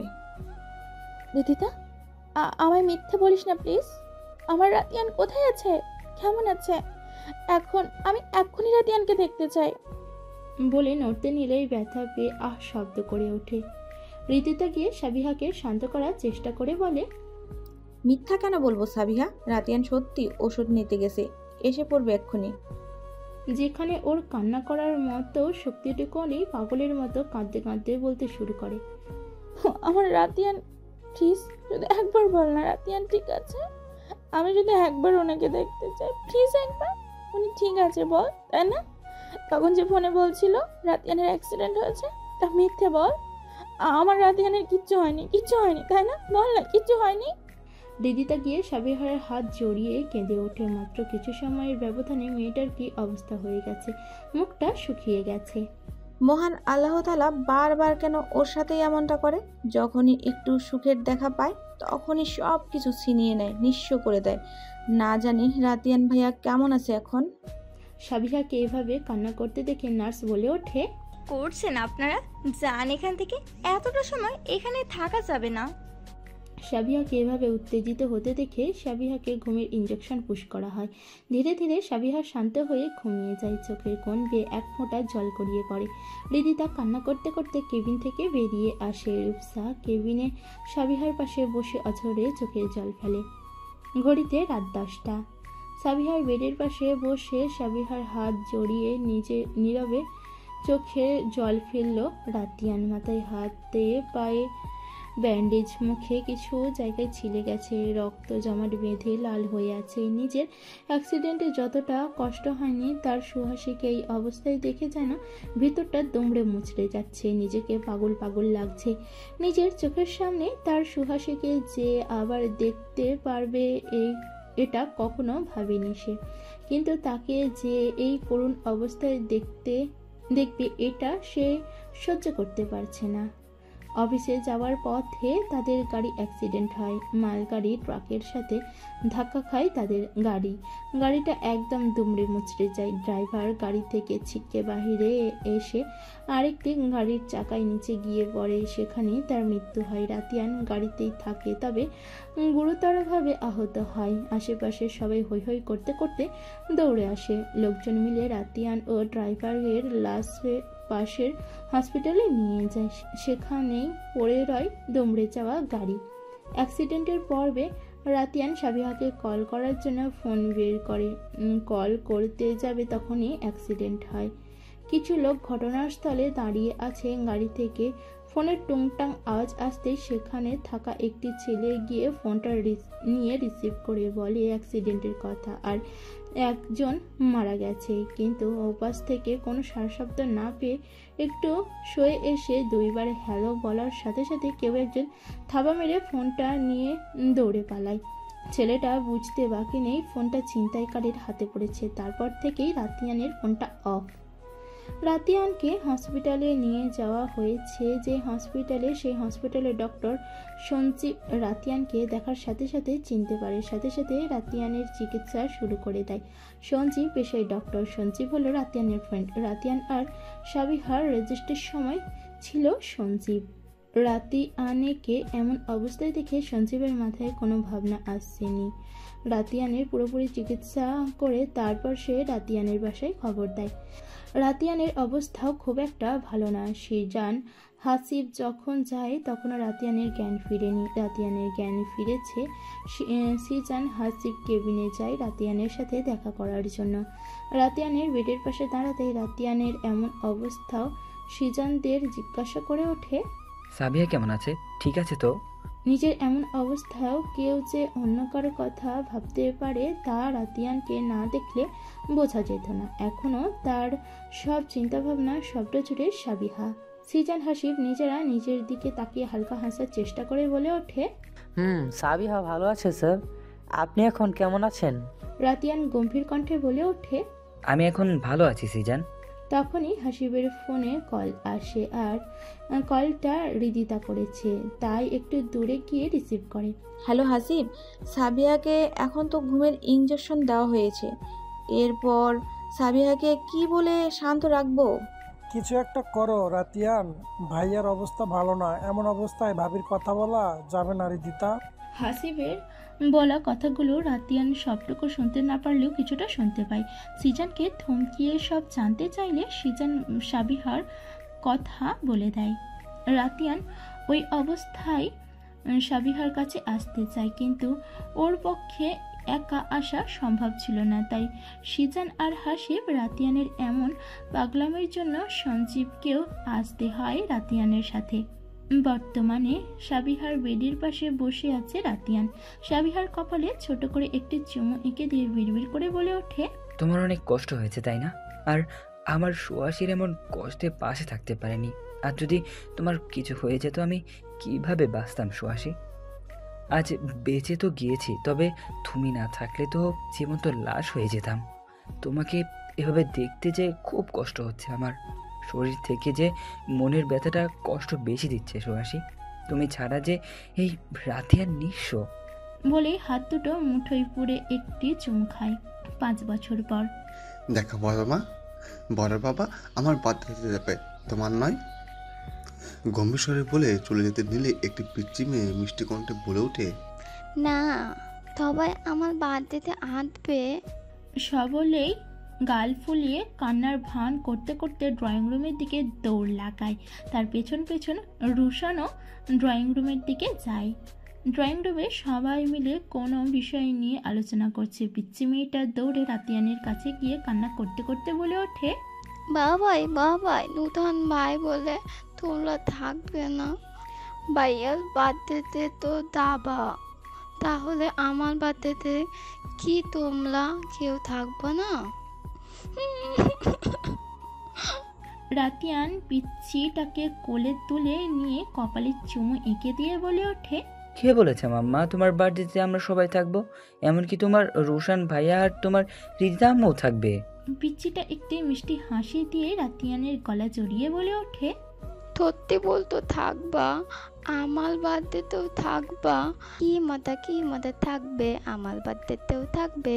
হ্যাঁ, আমরা সবাই তোমার বার্থডেতে থাকবো। তখনই সাবিহা চা নিয়ে আসে ড্রয়িং রুমে। সবাইকে চা দিয়ে রাতিয়ানের পাশে গিয়ে বসে পড়ে। কালকে যেহেতু পাজি দুটোর বার্থডে সব আয়োজন করতে হবে, আর দুজনের বার্থডে পার্টি তো একসাথেই করা হবে। বার্থডে আসার আগে থেকেই এদের ঝগড়া শুরু হয়েছে, তাই ভাবলাম একসাথে রাখি। পিচ্চি মেয়েটা রাতিয়ানের কোল থেকে নেমে সাবিহার কোলে উঠে বসে। রুশানকে ভেঙচি কেটে খিলখিলিয়ে হেসে ওঠে। সাবিহা পিচ্চিটার দিকে তাকিয়ে মেকি রাগ দেখিয়ে বলে ওঠে, এই যে পাকা বুড়ি, অনেক হয়েছে, এখন ঘুমাবেন চলুন। এমনিতেই শুধু রোশন ভাই আর সামনে থাকলে শুধু ঝগড়া, তাই না? চলুন এখন তোমরা কথা বলো, আমি পাকা বুড়িকে রেখে আসি। বলে রুমের দিকে চলে যায়। কি ভাবছেন, মেয়েটা কে? তাই তো, পিচ্চি মেয়েটা হচ্ছে সাবিহা রাতিয়ানের মেয়ে, রুশাই বা রুশি, সবার আদরের। এমনকি রুশানও যতই ঝগড়া করুক, দুইজন তবুও একদম পাকা বুড়ি, পুরো সাবিহার কার্বন কপি। সাবিহাও ছোটবেলায় এমন পাকা বুড়ি ছিল। নিজের মায়ের কথা মনে পড়ে এখন সাবিহা নারাজি। কতটা জ্বালিয়েছে সে তার মাকে। সেদিন সাবিহাও তার বাচ্চা দুইজনকেই বাঁচাতে পেরেছিল ডক্টর। তাদের ফুটফুটে একটি মেয়ে হয়েছিল, তবে পুরো 2 সপ্তাহ বাচ্চাটাকে অবজারভেশনে রাখা হয়েছিল। পাকা বুড়িকে ঘুম পাড়িয়ে নিচে চলে আসে সাবিহা। তখনই রুশানের রুমে যায়। ছেলেটা হাসিব আর রিদিতার হলেও পুরো রাতিয়ানের কার্বন কপি হয়েছে। মাত্র 6 বছর বয়স। রুশান গিয়ে রুশির পাশে দাঁড়ায়। তারপর রুশির হাতে কয়েকটা ডেইরি মিল্ক চকলেট রেখে চলে আসে। ডেইরি মিল্ক রুশির ফেভারিট চকলেট। আর রুশান যখনই এ বাসায় আসে রুশির জন্য চকলেট নিয়ে আসে। আজকেও তার ব্যতিক্রম হয়নি। রুশানের বার্থডে পার্টি অনেকটা বড় করেই আয়োজন করা হয়েছে। বাসা ভর্তি মেহমান। সিজান রূপসাও এসেছে, ওদেরও বিয়ে হয়ে গেছে। রূপসা প্রেগনেন্ট। রূপসা এসে রুশিকে কোলে তুলে নিয়েছে। পুরো বাসাটা খুব সুন্দর করে ডেকোরেশন করা হয়েছে। বেশ জাঁকজমকপূর্ণভাবেই বার্থডে পার্টিটা শেষ হয়ে যায়। রাত 1টা বাজতে চলেছে। নিজের মেয়েকে বুকে জড়িয়ে শুয়ে আছে রাতিয়ান। রুশি ঘুমিয়ে গেছে অনেক আগেই, কিন্তু রাতিয়ান এখনো ঘুমোয়নি। সাবিহা সিজান সিরাজ চৌধুরীকে খাবার খাইয়ে ঔষধ দিয়ে সব কাজ গুছিয়ে আস্তে আস্তে এতটা রাত হয়ে যায়। সিরাজ চৌধুরী এখন আর আগের মতো একা একা নড়াচড়া করতে পারে না, সে এখন প্যারালাইজের রোগী। সাবিহা রুমে এসে দেখে তার পিচ্চি পাকা বুড়িটা ঘুমে বিভোর, তবে রাতিয়ান নেই সেখানে। সাবিহা বুঝতে পেরে যায় রাতিয়ান ব্যালকনিতে, তাই ব্যালকনির দিকে পা বাড়ায়।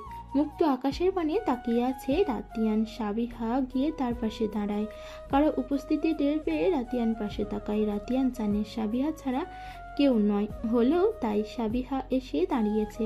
রাতিয়ান এক হাতে সাবিহাকে নিজের কাছে টেনে নেয়। সাবিহাও রাতিয়ানকে জড়িয়ে ধরে বলে ওঠে, আপনি সেই পুরোনো দিনের কথা ভাবছেন তাই না? আমাকে ভাবতে বলেন না, তবে আপনি কেন ভাবেন বলুন তো? এই দিনটা এলেই যে আমার মনের মাঝে ভয় কাজ করে সুহাসী, নিজেকে কেমন যেন নিঃস্ব নিঃস্ব লাগে। সেদিন যদি তোমার কিছু হয়ে যেত, আমি কি নিয়ে বাঁচতাম? যদি আপনার কিছু হয়ে যেত, আমি কি নিয়ে বাঁচতাম? আমি যে বেঁচে থেকেও মরে যেতাম। সেদিনকের কথা মনে হলে এখনো আমার ভয় হয়, আপনাকে হারানোর ভয়।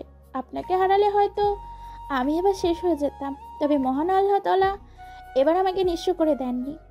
আমার সাথে সাথে আপনাকে বেঁচে থাকার আরেকটি অবলম্বন দিয়েছে। মৃত্যু আপনাকে চাই আমার। কথা দিন, কখনো একা রেখে চলে যাবেন না, কখনো না। সবার মতো একা করে দিয়ে চলে যাবেন না বলে রাতিয়ানকে শক্ত করে জড়িয়ে ধরে। রাতিয়ানও তার শুভ্ররাঙা সুহাসীকে নিজের কাছে জড়িয়ে নেয়। যাব না, তবে একটি শর্তে। সাবিহা ভ্রুকুঁচকে জিজ্ঞেস করে, কি শর্ত? রাতিয়ান মুচকি হেসে বলে, আপনি নয় তুমি বলতে হবে। সাবিহা বলে ওঠে, জি না, আপনাকে আপনি করেই বলবো আমি। আপনি কেন? তুমিই বা নয় কেন? নিশ্চয়ই পৃথিবীতে আপনি বলে সম্বোধনটা অধিক সুন্দর। আমি সারাটা জীবন আপনিই বলবো। রাতিয়ান হেসে দিয়ে বলে ওঠে, আচ্ছা আচ্ছা, তুমি বরং আপনি বলেই বলো। এভাবেই মাসের পর মাস, বছরের পর বছর সুখে শান্তিতে ভালোবাসায় কেটে যাবে সাবিহা রাতিয়ানের জীবন।